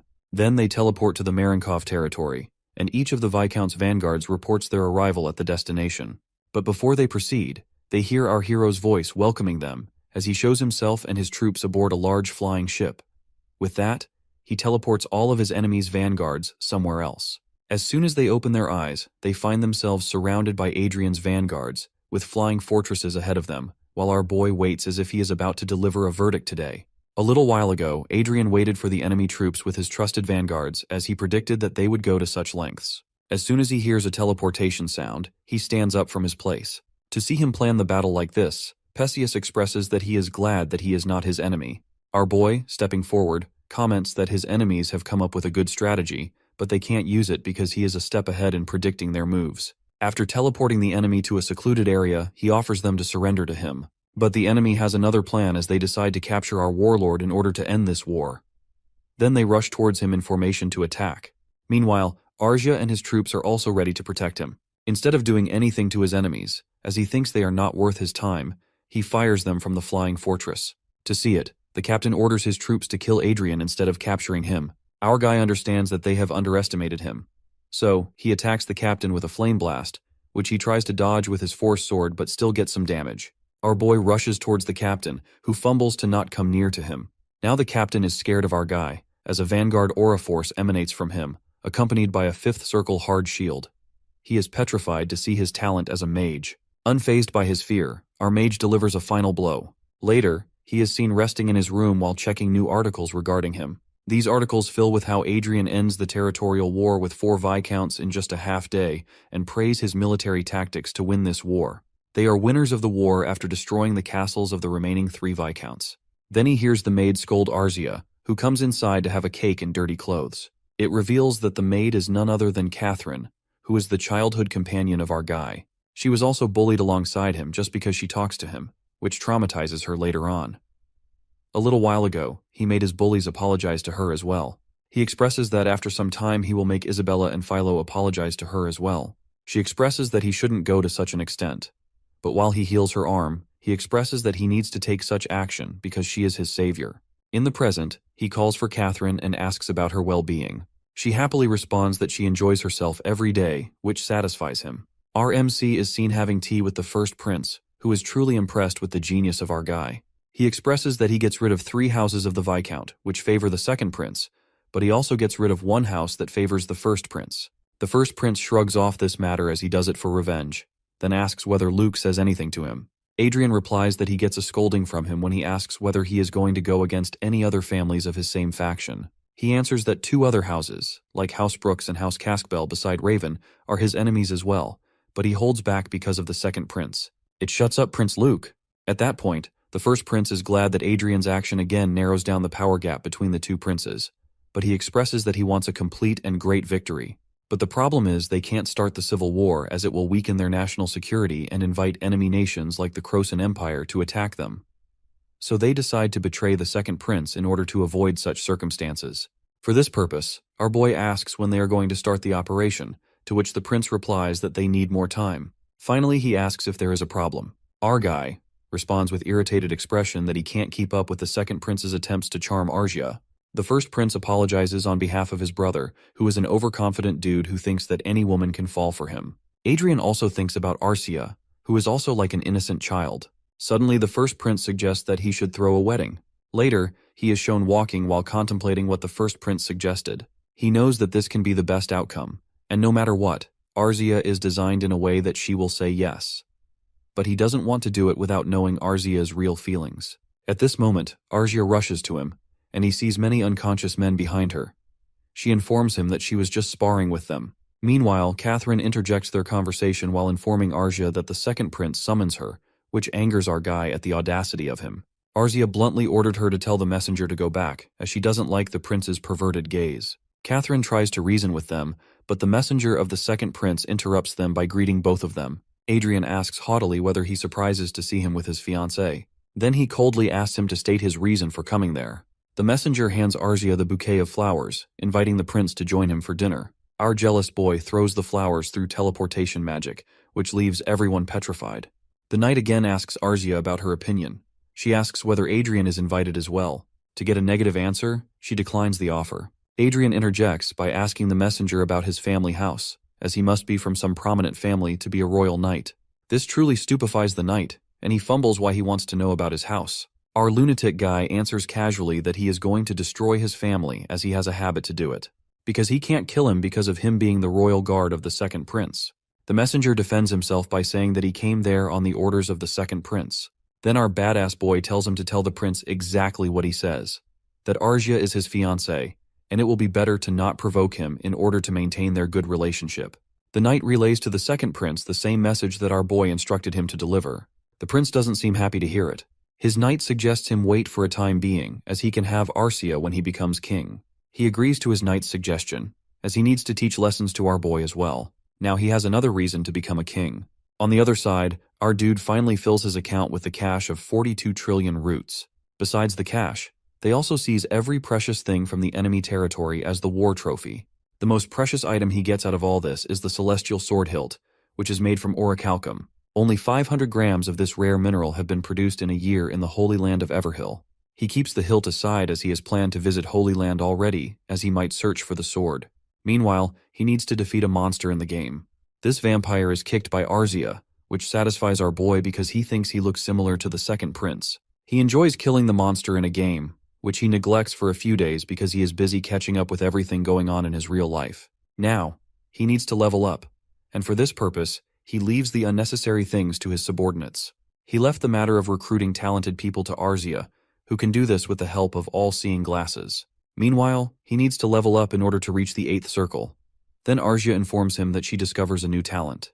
He asks her to recruit her, to which she answers that she leaves the matter to her attendants. However, what boggles him is knowing that special talent of that person is a divine power. In other words, she has the talent to become a saint. This talented person is the 15-year-old girl named Everil who has the special power to become a saint.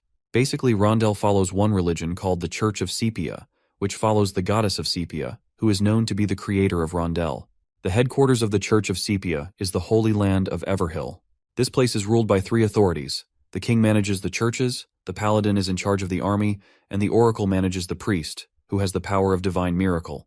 After learning about the girl with divine power, he rushes to his castle, where she is in the hall of the Institute for the Gifted. He is greeted by Everil and Eric there, and he introduces himself to her as well. He knows that the girl's family is not well off because she works in the convenience store. After checking her abilities by himself, he compliments Arzia for picking the right person. After settling down, he informs Everil that she won't be able to realize her dream to become an administrator officer because she doesn't have the capabilities to do so. He throws a bomb to her that she has the ability to become a holy saint, which stuns her.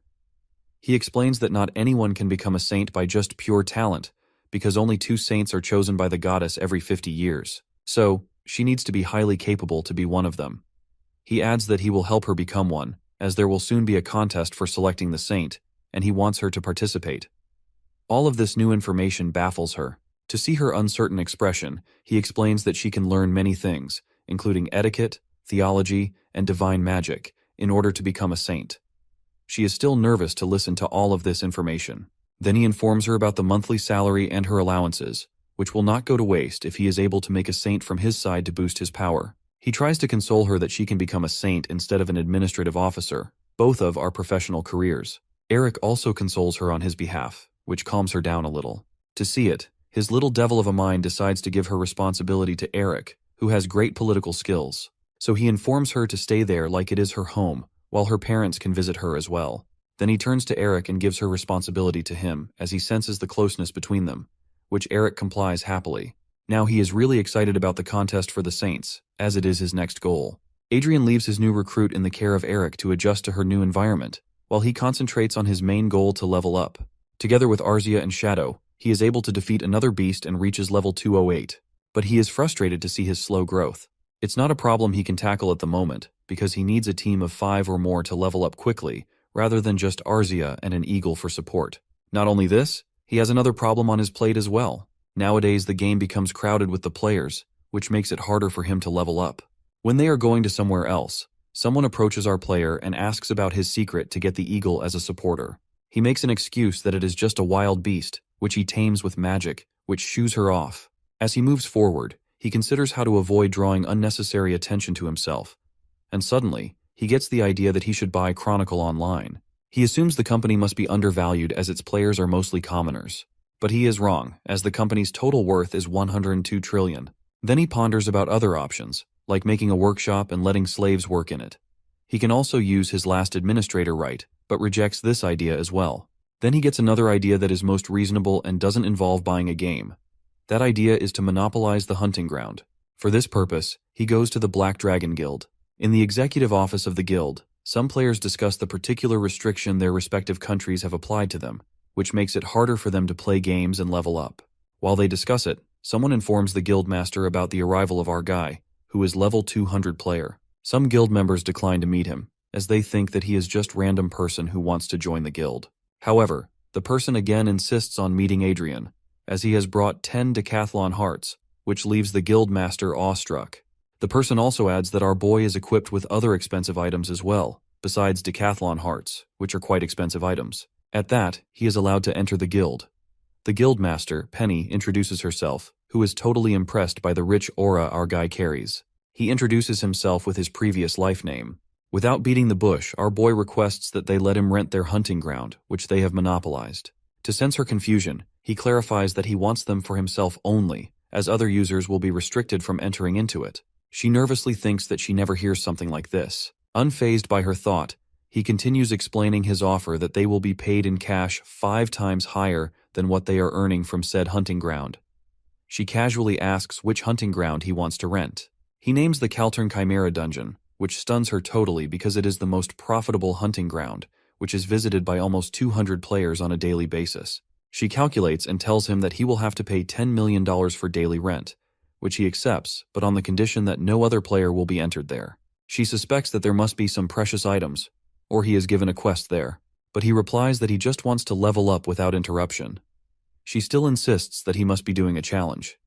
To shut this lady up, our guy offers to pay in advance, which brightens her eyes. She asks how long he plans to rent their land, and he explains that he'll rent it for a month. If it doesn't work out, he'll rent another hunting ground until he reaches the maximum level. This awakens the greed in the guildmaster, and she immediately serves our player cup tea. The guild members excitedly check the money they receive in their account. Later, they instantly empty the Chimera hunting ground for Adrian to use it. As a result of renting the hunting ground, he is able to reach level 220 within a month and is excited to reach level 250. But now, once again, a problem arises as Perseus informs him that the contest for selecting the saint is going to be held sooner than they predicted. To learn that the contest is going to be held within this month tenses him a little first, but then he uses this situation in his favor, as the sudden contest will also decrease the competition. All he needs to do is make a winner strategy for their participant. While being asked by Perseus, he explains that he already starts working on it as he already sent the donation to the archdiocese in her name in order to make her representative from their country to this contest. For this purpose, he is also going to let her greet the archbishop tomorrow when he will visit him. Afterwards, he is going to get the favor of the royal family by his side. Perseus raises a question about whether she will be able to act according to their expectations.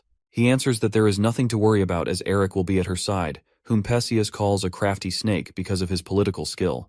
Then Perseus shows him the data he collects about the contestant of the competition, in which these 3 of them are strongest. These 3 are Grace High Elven, who is the 7th Circle's Supreme Elementalist, Evelyn Francis, who is an Aura Master, and the 3rd one is Judy, who is commoner like Everil and seems like an easy opponent. He notices that Judy is sponsored by Olivia, but ignores it for now. While checking their status, he admits to Perseus that those are quite powerful candidates who can give tough competition to their contestant. He expresses that he wants to give up while checking the competitors, but he consoles his right-hand man that he is expecting the strong contestant, which raises a remark from Perseus that he is taking matters quite seriously. He admits that while claiming that he is not going to give up the title of Saint Creator, after completing his work, he decides to go play a game. But Perseus stops him while asking the question how much he gives the donation to the temple, as they are not the people who can sway with the money. At that, our guy keeps smiling mysteriously. We get to know that he gives $10 trillion to the temple when Olivia gets to know about it. After knowing that he is a sponsor of Everil and donates such a large amount of money for her sake, this archmage expression turns to intrigue she holds for our guy. Looking at his laughing face, his companions assume that she must be planning something. The next day, the archbishop reaches the Ardude's castle and praises Everil for her efficient use of divine magic. Then Adrian asks the archbishop to consider Judy as well because Olivia makes a request to form an alliance with them. The archbishop accepts his offer. He now plans to make Everil select for the competition, and then they plan for her to compete against Judy. At that, the archbishop comments that Olivia doesn't want to compete against them as they are from the same faction. In reality, our guy himself wants this alliance, but Olivia saves him from this effort. Now he is in front of the second prince in order to get the approval from the royal family. Prince Luke immediately accepts his request because it will also increase the status of their country if Everil will be the winner. So he assures him that he is going to talk to the king about it. Adrian expects this much and is about to leave. But the prince calls him to inform him that Count Otis's daughter and Count Akers have gone missing. He is totally baffled because it can affect the position of first prince because Count Akers is an aura master second to Marquis Vincent. To see his stunned expression, Prince comments that he must not hear the news, as he himself got to know about it an hour ago. To shrug the prince suspicious of his inner turmoil, he congratulates the second prince while laughing. Then he instantly goes to the first prince to get the details of the incident. After settling down themselves, the first prince explains that both Count Otis and Count Akers are not only cousins, but also like brothers with the same political views. When Count Akers gets to know about Michelle's solo trip, he decides to escort her. Adrian guesses that the destination she travels to must be dangerous for an aura master to play a bodyguard. At that point, the prince agrees with him by telling him that she travels to the Prius Republic, where the war can be broken at any moment by the Brigham Empire. He desperately asks him about her reason to travel to such a dangerous destination. Prince explains that, as he might know, Michelle is quite obsessed with Lucas's curiosity. After getting to know that the Prius Republic discovers it, she impulsively decides to travel there. With dread, he realizes that it must be his fault that she goes missing. Meanwhile, our main female lead is enjoying her meal at her home. The prince informs him that he has contacted the Prius Republic for their safe return, as well as contact secretly with special forces with the National Intelligence Department to rescue them. Adrian thinks that there is a low chance of quietly handling this matter and avoiding diplomatic conflict. But it is good to see that the prince is going to any measure to rescue his allies. While reaching a decision, he gets up from his place and offers his services for this rescue mission. The prince is confused, so he clarifies that he will go to rescue both of them secretly while requesting him to help him hide his identity. First, the prince looks a little tense, but nevertheless, he accepts his offer. He tells him that he will send him their likely last location through the device and requests him to bring them back safely. Now our guy needs to smuggle himself into the Prius Republic silently. Meanwhile, Michelle and her uncle are seen running away from the vanguards of the Prius Republic. They particularly attack Michelle, but Count Akers saves her from this attack. Now both of them are surrounded by the enemies. Count Akers tries to reason with them that they don't have any animosity towards their nation as they are just traveling. Besides, he won't bring a lady with him if he comes there to go against them. But the vanguards don't buy the excuse because Michelle tries to get closer to the curiosity. Finding no choice, Count Akers tells Michelle to run away to their left, as she might possibly be able to teleport after running away 300 meters from them. But she is concerned about him. He answers that he will escape easily if she is gone from there. Although she is reluctant to do such a thing, Count Akers angrily orders her to go, which makes her comply as she runs away to the opposite side. As soon as they see her running, they run to get her. But Count Akers tries to distract them by attacking one of the vanguards. But before he can attack him, someone else arrives there and injures that vanguard. Count Akers turns to that person and recognizes them. Meanwhile, our guy and his aura master are sitting in the flying fortress Icarus, which is hidden by the invisibility spell. He is quite annoyed at Michelle for doing such a drastic action, even though he blames himself for her actions as well. His thoughts are interrupted by Arcia's voice, who informs him that she has found them, which baffles him with her fast performance. While teleporting to their location, he assumes they might resolve this problem earlier than expected. When they reach there, they are startled to see a different army helping Michelle and Count Akers to save them from the Prius vanguards. They are the Knights of the Prius Revolutionary Army. Arcia asks about their next course of action. He answers while wearing his mask and getting down that they are going to help them. First, our dude attacks them with his Flame Blast spell, which ignites the fire in the battleground. Then, our Aura Master slays and injures numerous vanguards with the power of her sword. After a while, both of our MC and FMC appear there victorious. Adrian offers them to go home with him. Then he heals Count Akers with the recovery spell as well. As soon as he has done it, Michelle immediately recognizes him, but he signals her to stay mum about it. Her face brightens, and she pulls her uncle as she is eager to go home. However, they are stopped by the vanguard from the revolutionary force that helped them earlier. The captain says that they need to inquire about something from Michelle. Adrian immediately understands that they helped them because of their own motives. Then he turns to her and asks, since she has access to the Louis curiosity, whether she can tell them if it is real or not, which leaves our guy totally flabbergasted. He is looking keenly at them as Michelle answers that from the outside it looks real, but when she looks deeper into it, it looks like a poor imitation. The captain comments that there is a chance that their command's guess is right, as someone discovers the real curiosity and creates this fake one. While witnessing the scene in front of him, Adrian ponders the possibility of killing them all but stops himself, as he can't just attack them without knowing the strength and identity of the force. The captain continues his investigation and asks how she accessed the palace of the president to get the curiosity. She answers that she has already guessed that the curiosity is hidden in the virtual world, so she accessed Louis's devices and searched for his frequently visited domain, which is likely a place where he discovered the curiosity. After listening to her reasoning, our guy concludes that she might be the real owner of curiosity if he doesn't access it first. Meanwhile, the captain comments that she has a great talent as she has access to Louis's devices. She answers that she has done it through some acquaintance, which means she has a hacker for this purpose. At that, our MC intervenes by saying that they need to leave before someone spots them, but the captain stops them as their commander summons them. Then they are teleported to the northern glacier of the Prius Republic. Our guy starts to look at the status of the knights around him and is stunned to see that all of them are Aura Masters. Now comes to the commander himself, named as Israel Oscar Pruis, who is the former heir of the royal family of Pruis Republic, and now is the commander of the Revolutionary Force and a 7th Circle Archmage. The first thing this former prince comments is that he is disappointed to see the aurora of the northern region, as he has heard it would be colored like a rainbow. Meanwhile, our guy checks his complete profile, and he has numbers of high and very high abilities besides having a positive status towards them. He then greets Michelle and Count Akers, who thank them for saving them. Meanwhile, our boy is thinking with annoyance that it is normal to do this as a human being, but this person must have ulterior motives to do that. His thoughts are interrupted by Israel, who greets both of them with their names and titles. He even apologizes for catching them off guard as they follow each other on social media. When both of our main characters reveal their identities, Count Akers is totally baffled to find someone on the second prince's side for their rescue. Unfazed by Count Akers' outburst, he turns to Israel and asks about his method of recognizing him. Israel comments slyly that it is a trade secret. But when our guy calls him Your Highness and he asks how he knows who he is, he also replies that it is a trade secret. To see him crossing his line, the guards go towards our guy but are stopped by their master. Israel answers that he recognizes him, as they are a famous duo of a male archmage and a female aura master. Then he asks how he figured out his identity. Our guy bluffs that he has always been interested in the Prius Republic and the Revolutionary Force. This prompts a comment from the commander that he wouldn't want our boy on his bad side. Then he turns to Michelle and asks whether she has copied data of fake curiosity of Louis. The commander even offers her to pay a price if she shares the information regarding it.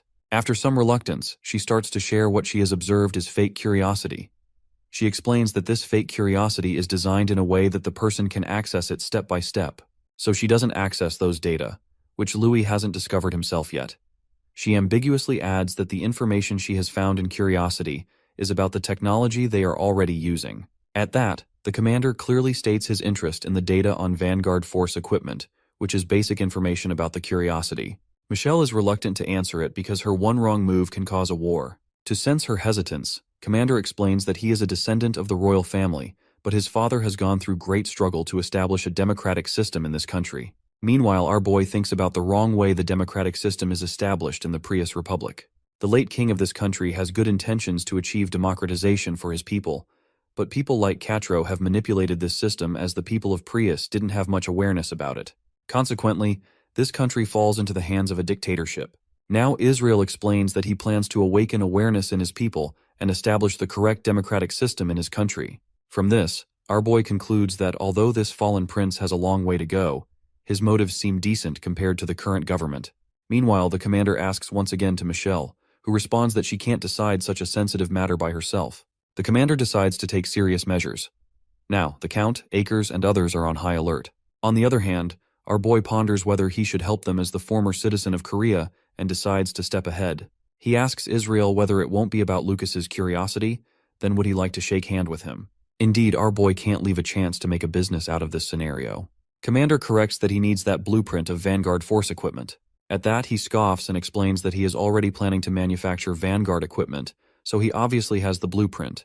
Ignoring the baffled faces of his fellow countrymen, he explains further to the prince that he has a high-quality blueprint, which is usually produced in his country. The commander is happy to hear it, as their country has magnificent quality Vanguard equipment. Then he asks for the prototype. Our guy shows him the force converters, which is truly appreciated by Israel.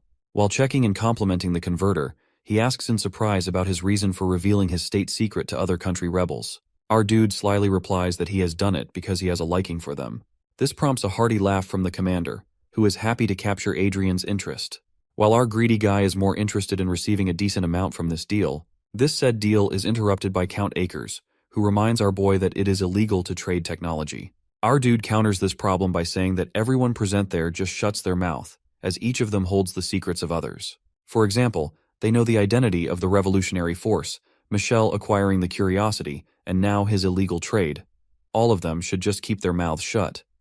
This excites Michelle, who ensures Adrian that his secret is safe with her. Now he turns to the commander to discuss the payment, as he needs to refill his account once again after investing a large amount for Everil. After a while, they return to their country, and now Michelle and Count Akers are getting a scolding from the first prince, who is quite cross because of their stupid decision to travel to Prius Republic. After getting a good scolding, Count Akers' stupidity asks Adrian and Arya for their presence there. The prince facepalms to hear it while explaining that they are on his side. The idiot of a count doesn't understand it. And finally, Michelle yells at him that they are just pretending to follow the second prince. Our boy is quite stunned to witness the density of Count Akers, who is fighting all of his life. Then Michelle turns to Adrian and winks at him, which awakens the jealousy in our Aura Master, who suggests that she should kill her. Adrian somewhat agrees with her but decides to keep an eye on her for now, as he recognizes her fake curiosity. When they are going away, Count Akers asks them to have tea with him as a token of his gratitude toward them, which he tries to decline. At this moment, someone calls for the prince and asks him to watch the news. It is revealed in the news that the Brigham Empire has declared war on the Prius Republic, which is criticized by Louis himself, as nowadays he is favored by everyone because of his discovery of the curiosity. After a while, Adrian analyzes that both countries have a ratio of 4.6 of their winning chances. The prince comments that he is giving a lot of credit to the Prius Republic, as the Brigham Empire has a clear chance of winning. However, our hero points out the defensive advantages of the Prius Republic, noting that the Brigham Empire must first cross the ocean and then navigate through closed terrain to invade their enemy's territory. While looking at his screen, he hopes that this war will end by bringing justice to the Prius Republic with a minimum of casualties. Besides, he wants the Revolutionary Army to crush the corrupted dictatorship of the Prius Republic in this process. He, at this moment, feels Count Akers staring at him. He asks him to tell what is on his mind. Count Akers accuses him of knowing about this war beforehand. This is the reason he shook hands with the Revolutionary Army. The prince asks about the meaning behind Count's words. Our guy makes an excuse that he has some connection with the Revolutionary Army, so he got help from them in order to rescue Michelle and Count Akers. He further explains that they are following each other on social media, which prompts a laugh from him. Adrian continues, stating that after meeting them, he is convinced they are more than just a rebel group. The prince agrees with him, adding that he hopes this war will bring opportunities for them as well. At that, he suggests to the prince not to give any statement about the war, to which he agrees. Then the prince dismisses all of them while turning to Count Akers and Michelle. He warns them not to reveal the affiliation of our boy and girl to the first prince, because they are going to be their trump card. He even suggests Count Akers to stay in the palace in case he tells anyone about it somehow. He agrees with him, and Michelle also offers to stay beside him, which makes him happy.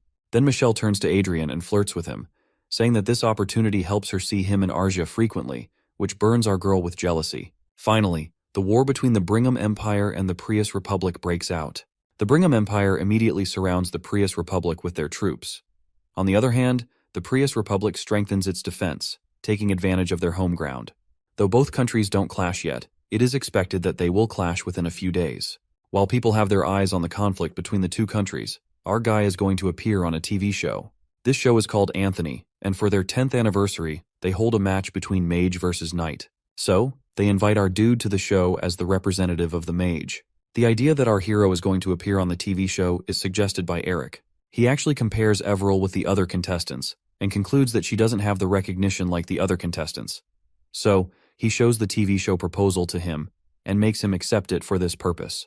The host compliments our handsome guy's looks, and he jokes that it is all thanks to his mother.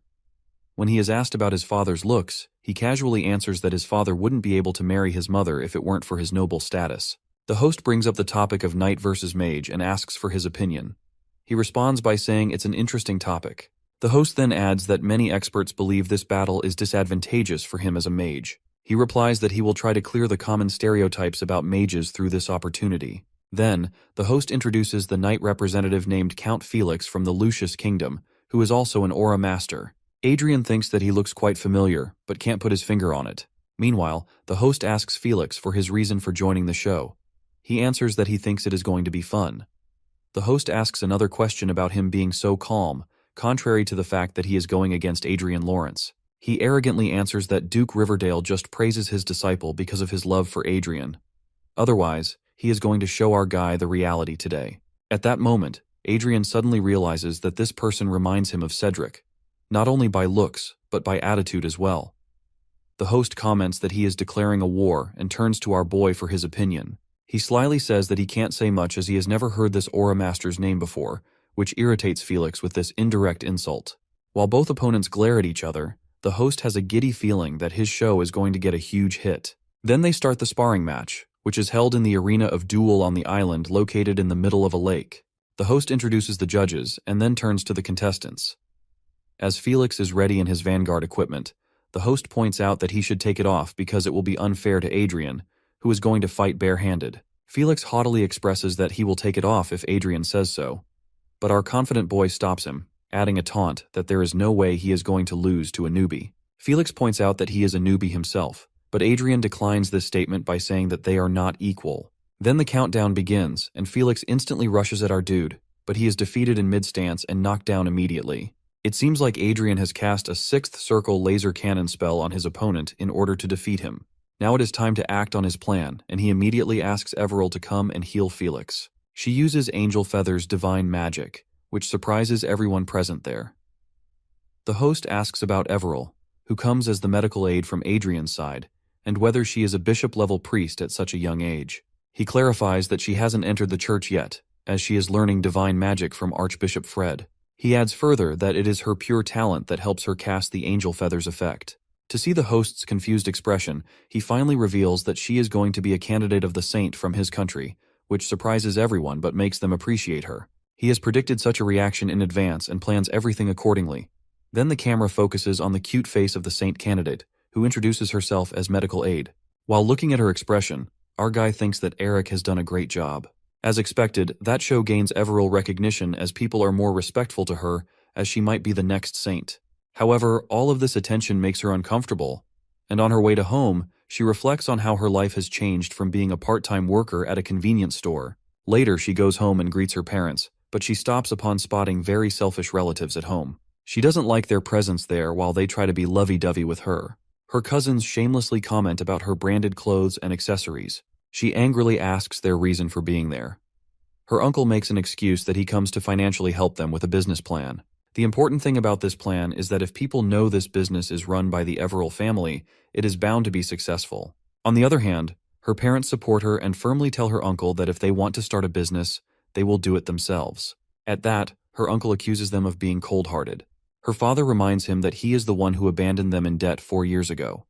He shamelessly responds that he came back to make it up to them. Both brothers argue for a while about what happened 4 years ago, and her uncle is persistent that it's not his fault. Finally, having enough of it, Everil tells them to just get out and pretends that they never exist. But they start to accuse her of bad behavior. Suddenly, someone else enters into the picture and calls her relatives parasites. It is none other than Adrian, who is reported by Everil's guards immediately. Everil uncle hesitantly greets him, but he has cast a spell on them which freezes them at their place. He casually asks if they have any idea what the perk of being a noble is. Her uncle replies that he can't imagine such a thing. By demonstrating the said perk, He makes him levitate in the air, while declaring that he can do whatever he wants with lowly people like them. Then he kicks Everill's cousins, forcing them to immediately apologize to him. He asks if they have any idea what their mistake was. They reply that they're apologizing for being blinded by money, but he deadpans that it's because they messed with his people, and indirectly declaring war on him. Then, he orders his guards to arrest everyone who are still trying to apologize to him. Afterwards, he turns to Everill's parents and informs them that he will pay off all their debt, including interest, and offers them a place in the castle with their daughter, which they reluctantly accept. When he turns to Everill with an assuring expression, her face turns red. While looking at the back of our guy talking with her parents, Everill feels something for him, but doesn't want to act on it as he has a fiancé. So he decides to be her aide in the future. Meanwhile, in the Francis Manor of the Brigham Empire, Duke Francis is watching the show in which Everill has appeared. He is quite annoyed by her accomplishments, as she could become a hindrance to his daughter, Evelyn, in her quest to become a saint. Then he calls for an assassin to finish her off. The next day, when our busy guy is working in his office, he gets a message from Olivia. He immediately opens the message, which contains a warning for him as House Francis is showing suspicious movements. Meanwhile, some of the guards in the emergency dispatch waiting room of our guy's castle are discussing how this job gives them high payment, comfort, and other benefits. Then they discuss a guard named Sir Damien, who wept because of their master's generosity. They then turn to the said guy, who is looking down. They think he takes offense at their words and go to console him, but that person is actually an intruder. He looks at them with a maniacal expression, saying he has forgotten his own name. Before they can understand the situation, another guard, who is also an intruder, stops the him from getting close to first one. This intruder scolds the first one for revealing their identity. To listen to them, the guards shout for them to reveal their identities, but before they can take action, the person disguised as Damien casts a spell on them, making them forget this small incident. Then, once again, Fairman tells Damien not to rely too much on his mind-controlling ability, reminding him that their target is Everill, not Adrian, so there's no need to reveal their identities. Damien asks why he's extra worried today. He answers that it's because he made eye contact with our boy before coming there. He recalls the moment when Adrian was in the crowd, greeting his people. Suddenly, Adrian looked directly at him, and it felt like he was peeking into his soul. The incident made him shudder, but he shrugged it off, thinking he might be overreacting. At that moment, they hear an announcement about the intruders in the East Wing, which includes 5 assassins. Now Adrian and the other guards are fighting them, and the guards are requested to go help. While going ahead, the intruders reveal that this is part of their plan, and they head towards Everill's room. As soon as they enter her room, Everill's guards inform them to go help Adrian as they are the part of the reaction unit. But they make an excuse, saying they've come to help Everill, as she might not have enough guards. Before they come any closer, her bodyguard warns them that no one can approach her except the guards assigned by our guy. However, the intruders don't listen, and one of them draws his aura sword, which Everill's guards recognize immediately. They rush toward them to defend Everill, but they are frozen by the mind-controlling spell from Damien. Then Fairman rushes to Everill to slay her, but he is thrown back by Everill herself, leaving everyone shocked. It is revealed that our MC has planned this all along, as Arzia has disguised herself as Everill. The intruders wonder aloud whether their plan has been revealed. Our boy interjects that he figured it out when they made eye contact. He then calls both of the intruders by their names, Gregory and Auguste. Both of them belong to an organization called Blue Moon, which is something of a legend from fairy tales. They decide to act on Plan B and reveal their true identities. They also warn our guy and girl that they might not make it out alive after seeing their real faces. Their statement prompts a comment from our guy, saying they're so cool, while Arja calls them just rebellious teenagers. Basically, the organization of Blue Moon is just a legend with no proof of its existence.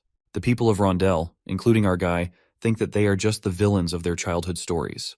But after looking at the members of the organization, he realizes that the organization not only exists, but also bears high-level aura masters and elementalists. Now, looking at them, our guy has a number of guesses regarding them, like they might be affiliated with Duke Francis or using his residence. Whatever it is, there must be some hidden motives of Blue Moon, and he demands them to tell him that. At that moment, Auguste is about to say something, but is stopped by Gregory. Adrian concludes that there must be another puppeteer who is behind all of this scheme. He also informs them that he knows many things about them, which leaves them no choice but to kill him in order to hide their identity. For this purpose, Auguste reveals his elemental spirit, which leaves them in awe.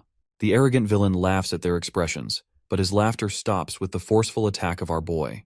Our dude arrogantly supplies that they are not the only people on this planet with special talent. On the other side, Gregory is interested to know whether he is a magic swordsman. He thinks that it is not the case, as his staff is actually an Istro arming sword, which he uses to shoot force charged with aura.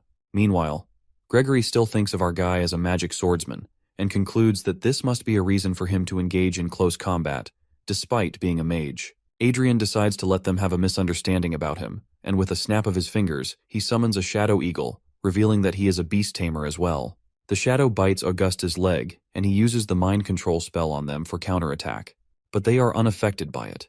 He angrily tries again, but it is no use. He is totally flabbergasted to see them unaffected by Auguste's mind control spell, as a grandmaster like Francis is not even spared by it. Basically, his defense ability in the game is at a higher level, which helps protect them from Augusta's mind-controlling technique. Suddenly, he realizes that Auguste doesn't have any combat skills besides mind control. At this moment, he understands that Adrian has some ability to see right through them. He looks at our guy, who is famous by many names around the globe, but after meeting him personally, he concludes that the most suitable name is that he is a monster. Intimidated by our hero, he throws his weapon and waits for their fate at our boy's hands. Actually, Adrian doesn't have any intention of killing them but feels satisfied when he checks their status, which clearly shows that they don't have the courage to fight. Then he extends his hand, and both of the intruders are afraid that they might get hurt, but he heals them with recovery magic. Adrian explains that he doesn't want to make an enemy of Blue Moon, so he doesn't intend to kill them. Then he requests them to arrange a meeting with their leader, to which they agree. He also apologizes for killing their troops, but they don't care about them, as they belong to Sir Francis anyway. Then they leave, apologizing for the intrusion. After they have left, he asks Arzia whether he looks like a big deal. She answers ambiguously that it went interesting. Time passes, and finally, it is the day for the Holy Land of Everhill, where they are going to start the contest for searching for the 2 leaders of the Order, which will continue for a month. Meanwhile, both Everil and Adrian are watching the broadcast on TV, while Adrian's mind is occupied with Blue Moon, who hasn't contacted them yet. Now the day has finally arrived for the opening ceremony of the contest to be held in the Holy Land of Everhill. When Adrian enters, everyone murmurs their opinions about our prodigy, summarizing that he is not someone to be underestimated. Meanwhile, the saints arrive as the King of the Holy Land announces the contest, which features 15 candidates for the Oracle and 11 for the Paladin. This month-long contest will be broadcast on TV and internet. He reveals that the first challenge of the contest is mercenary activities centered on subjugating monsters. The candidates can form teams of 5 people, which can include 2 Automasters and 2 Third Circle or lower mages. Moreover, their powers will be sealed, except for their divine power. At the end of the announcement, Adrian greets the 3 leaders of Everhill and the pinnacle of religion with his companions. He needs Everil to catch the eye of the current oracle, Sharon. To greet them back, Sharon slyly comments on the good looks of our guy and expresses that she might hit on him if she were a bit younger. Due to her magic, she looks a lot younger than her real age. Then he introduces Everil to her, and she is immediately impressed by her talent. He even clarifies that he doesn't intend to have political gain from this contest because he won't participate if she doesn't. They are happy to leave a good impression on the Oracle and other leaders, which is a success. While going ahead, he plans to meet Olivia when he spots Duke Francis's crew. He greets him while expressing that he received his gift. He also slyly feigns ignorance by saying that he heard about the incident in his territory. Meanwhile, Francis thinks of the assassin from the Blue Moon, who immediately took retirement from their job and even suggests that he not go against Adrian Lawrence. The incident on Francis' territory was planned by our guy, who accidentally crashed one of his flying fortresses in Francis's territory. Then he turns to Everil and asks her to go easy on his candidates, to which she replies with an attitude too big for her size. To irritate Francis a little more, he informs him that he is going to meet with Gregory and Auguste, which angers him beyond measure. As Francis's mood is now completely ruined, he leaves them. To see the exchange made Everil awestruck by our hero's influence. He shakes off her compliments while reminding her to be confident as a candidate of the saint. At this moment, he meets with Olivia, and they both exchange greetings. Then she introduces her candidate, Judy, who greets them as well. Adrian can see that this woman has a special ability of the great saint, which he doesn't fully understand, as it might be superior to being a saint. Afterward, they start discussing the first round and the suitable people they are going to team with their respective candidates. As Olivia's candidate was already the first-level priestess, she can use 1 extra divine magic compared to other candidates. However, Olivia expresses that she doesn't have the right people to team up with her, as they don't have mages with real-life experience in this modern age. At that, our boy offers to have his men at her service, which brightens her mood. He knows all along that it is her plan to make him offer his men to her. Anyway, he is still persistent about sending third-level mages to her. At that, she expresses that she might be the only person to gain an advantage from their alliance. He declines her claim by pointing out the people around them are now feeling pressure because both of them have a good relationship. Then Adrian asks whether the magic swordsman is going to count as one person for the first round. Meanwhile, Sharon is checking the team members of Everil and is totally amused to see a person who is a magic swordsman. She laughs while commenting that now she might get complaints from other contestants. Her subordinate informs her that they didn't state in the rules that both aura and magic can't be mixed. He is going to correct the rules, but she stops him, saying it might be part of the competition for someone to find a loophole in their rules. Now this old Sharon lady is also interested in our guy. Finally, the first round of mercenary activities has started, and Lopez is seen protecting Everil from the beasts. During the contest, the Saint, along with 2 Aura Masters and 2 Mages, will be registered as mercenaries. Each candidate's performance is recorded and broadcast on different channels. This way, people can watch the performance of their favorite candidates on their preferred channels. Meanwhile, some people have offered the beasts they hunted to Everil to help her clear the quest. They even start fighting over who will offer their catch to her first. She turns to her aide and asks whether it is even allowed. During the broadcast of the contest, people are initially more interested in watching the elves because of their beauty. But it turns out that being pretty doesn't automatically make you entertaining, and viewers quickly lose interest. So they start looking at the other contestants. Among them is Everil, who manages to capture their attention by actually showing growth and effort throughout the contest. In contrast, there are other contestants like nobles wouldn't dare get their hands dirty with mercenary work. They leave all of these kinds of work to their teammates, which makes Everil's hands-on approach all the more refreshing to watch. Meanwhile, the real mercenaries, who are surprisingly enjoying Everil's performance, declare they are offering her their beasts. They explain that they are doing it because Everil treats their profession with respect, unlike others who just look down on them. One of the mercenary even comes up to Everil and reassures her that they are helping out of their own will, so she doesn't need to feel any pressure. Despite his scary look, she still healed him, and his appreciation for her only deepens. Then they offer the beast to her, but she is reluctant to accept it, knowing it is their livelihood. One of them proudly states that they are doing this to clear their image in front of the world. If she becomes a saint, people will look at them in a different light. Then they start cheering for her, and she claims that she is going to do her best. Because of the incident, her ratings are higher than the other candidates. Meanwhile, our guy is meeting with the Archbishop to show him the holy relic of Orichalcum. While inspecting the relic, the Archbishop informs him that it is not an ordinary holy relic, as he can sense divine power flowing within it. Adrian suggests if there is a way to revive it. The Archbishop confirms it, explaining that its part of the magic is damaged, but they can revive it as the remaining magic is still flowing. He then agrees to find a technician to fix it. Adrian is still curious whether they need to donate it to the church.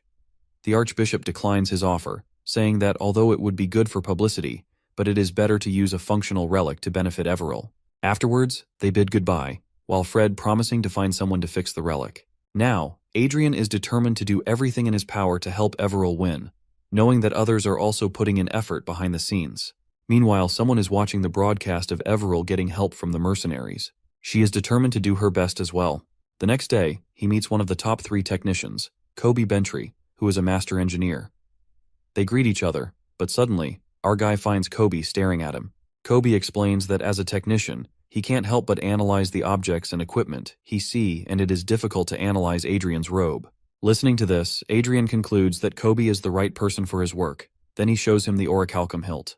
Kobe inspects it while commenting that it must be the hilt of a holy sword, which is confirmed by Adrian. Our hero then informs him that he wants him to fix it. Upon further inspection, Kobe realizes that he can do it since it is almost in its original condition.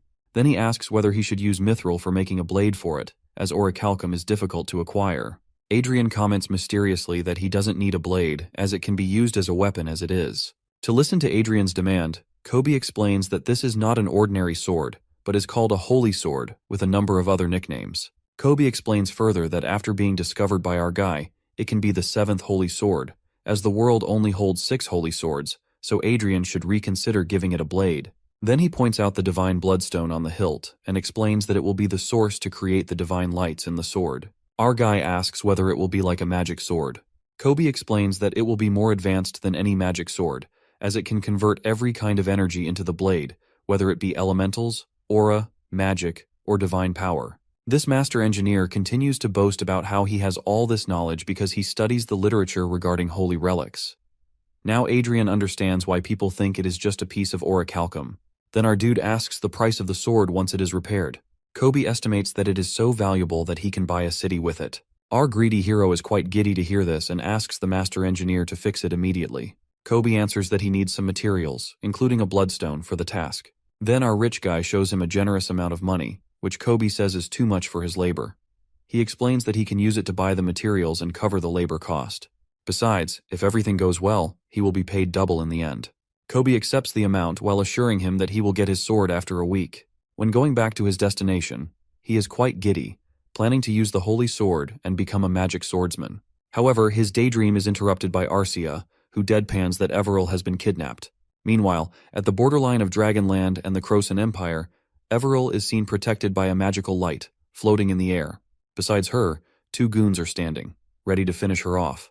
But the thing is, their attacks aren't even touching her because she is protected by the 8th Circle artifact. Both of the goons are quite frustrated with the situation, as they have been informed that this task would be a piece of cake. Suddenly, someone from behind tells them to attack her mind, as the defensive magic can't protect her mind. One of the goons foolishly comments that it is his first time hearing that. But they soon realize there is someone else behind them. They turn to the new person and ask him to reveal his identity. This person is none other than August, who introduces himself as the spirit user. After a while, Adrian and his crew arrive there as well, who is relieved to find Everil safe. He accuses to the Blue Moon members to be the culprits, but they explain that they are the ones who caught the real culprit.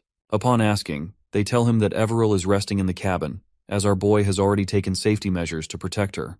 Meanwhile, Adrian is analyzing who might be behind this kidnapping, as the goons seem quite unskilled. Anyway, he turns to the Blue Moon members and asks about their reasoning for helping them. First, they make an excuse that this place is their base and that it is just a coincidence. But when Adrian doesn't buy their answer, they claim it is their leader's order to make up for the mistakes they made by attacking Everil. To sense his confusion, Gregory explains further that their leader is quite furious and has ordered them to sever their affiliation with Francis. At that, our guy asks whether what they have done is their individual decision without the leader's order. Gregory explains that this is the case, as the leader doesn't interrupt their work without necessity. He further adds that the entire Blue Moon organization strictly prohibits harming anyone associated with Adrian. This statement leaves him quite confused about the motives of the leader, and whether he is afraid of our guy. Then they settle the matter at last and decide to leave any bad feelings towards each other in the past. Our boy asks whether their leader wants to meet with him. They confirm it by saying that he is welcome to come by any time, which makes our boy suspicious of their motives. But he shrugs off his suspicions, as he doesn't see any trace of betrayal on their expressions. Gregory then hands him their secret communication device, the terminal of which is connected to both of their devices. With that, he can communicate with them anytime. At that, they take their leave.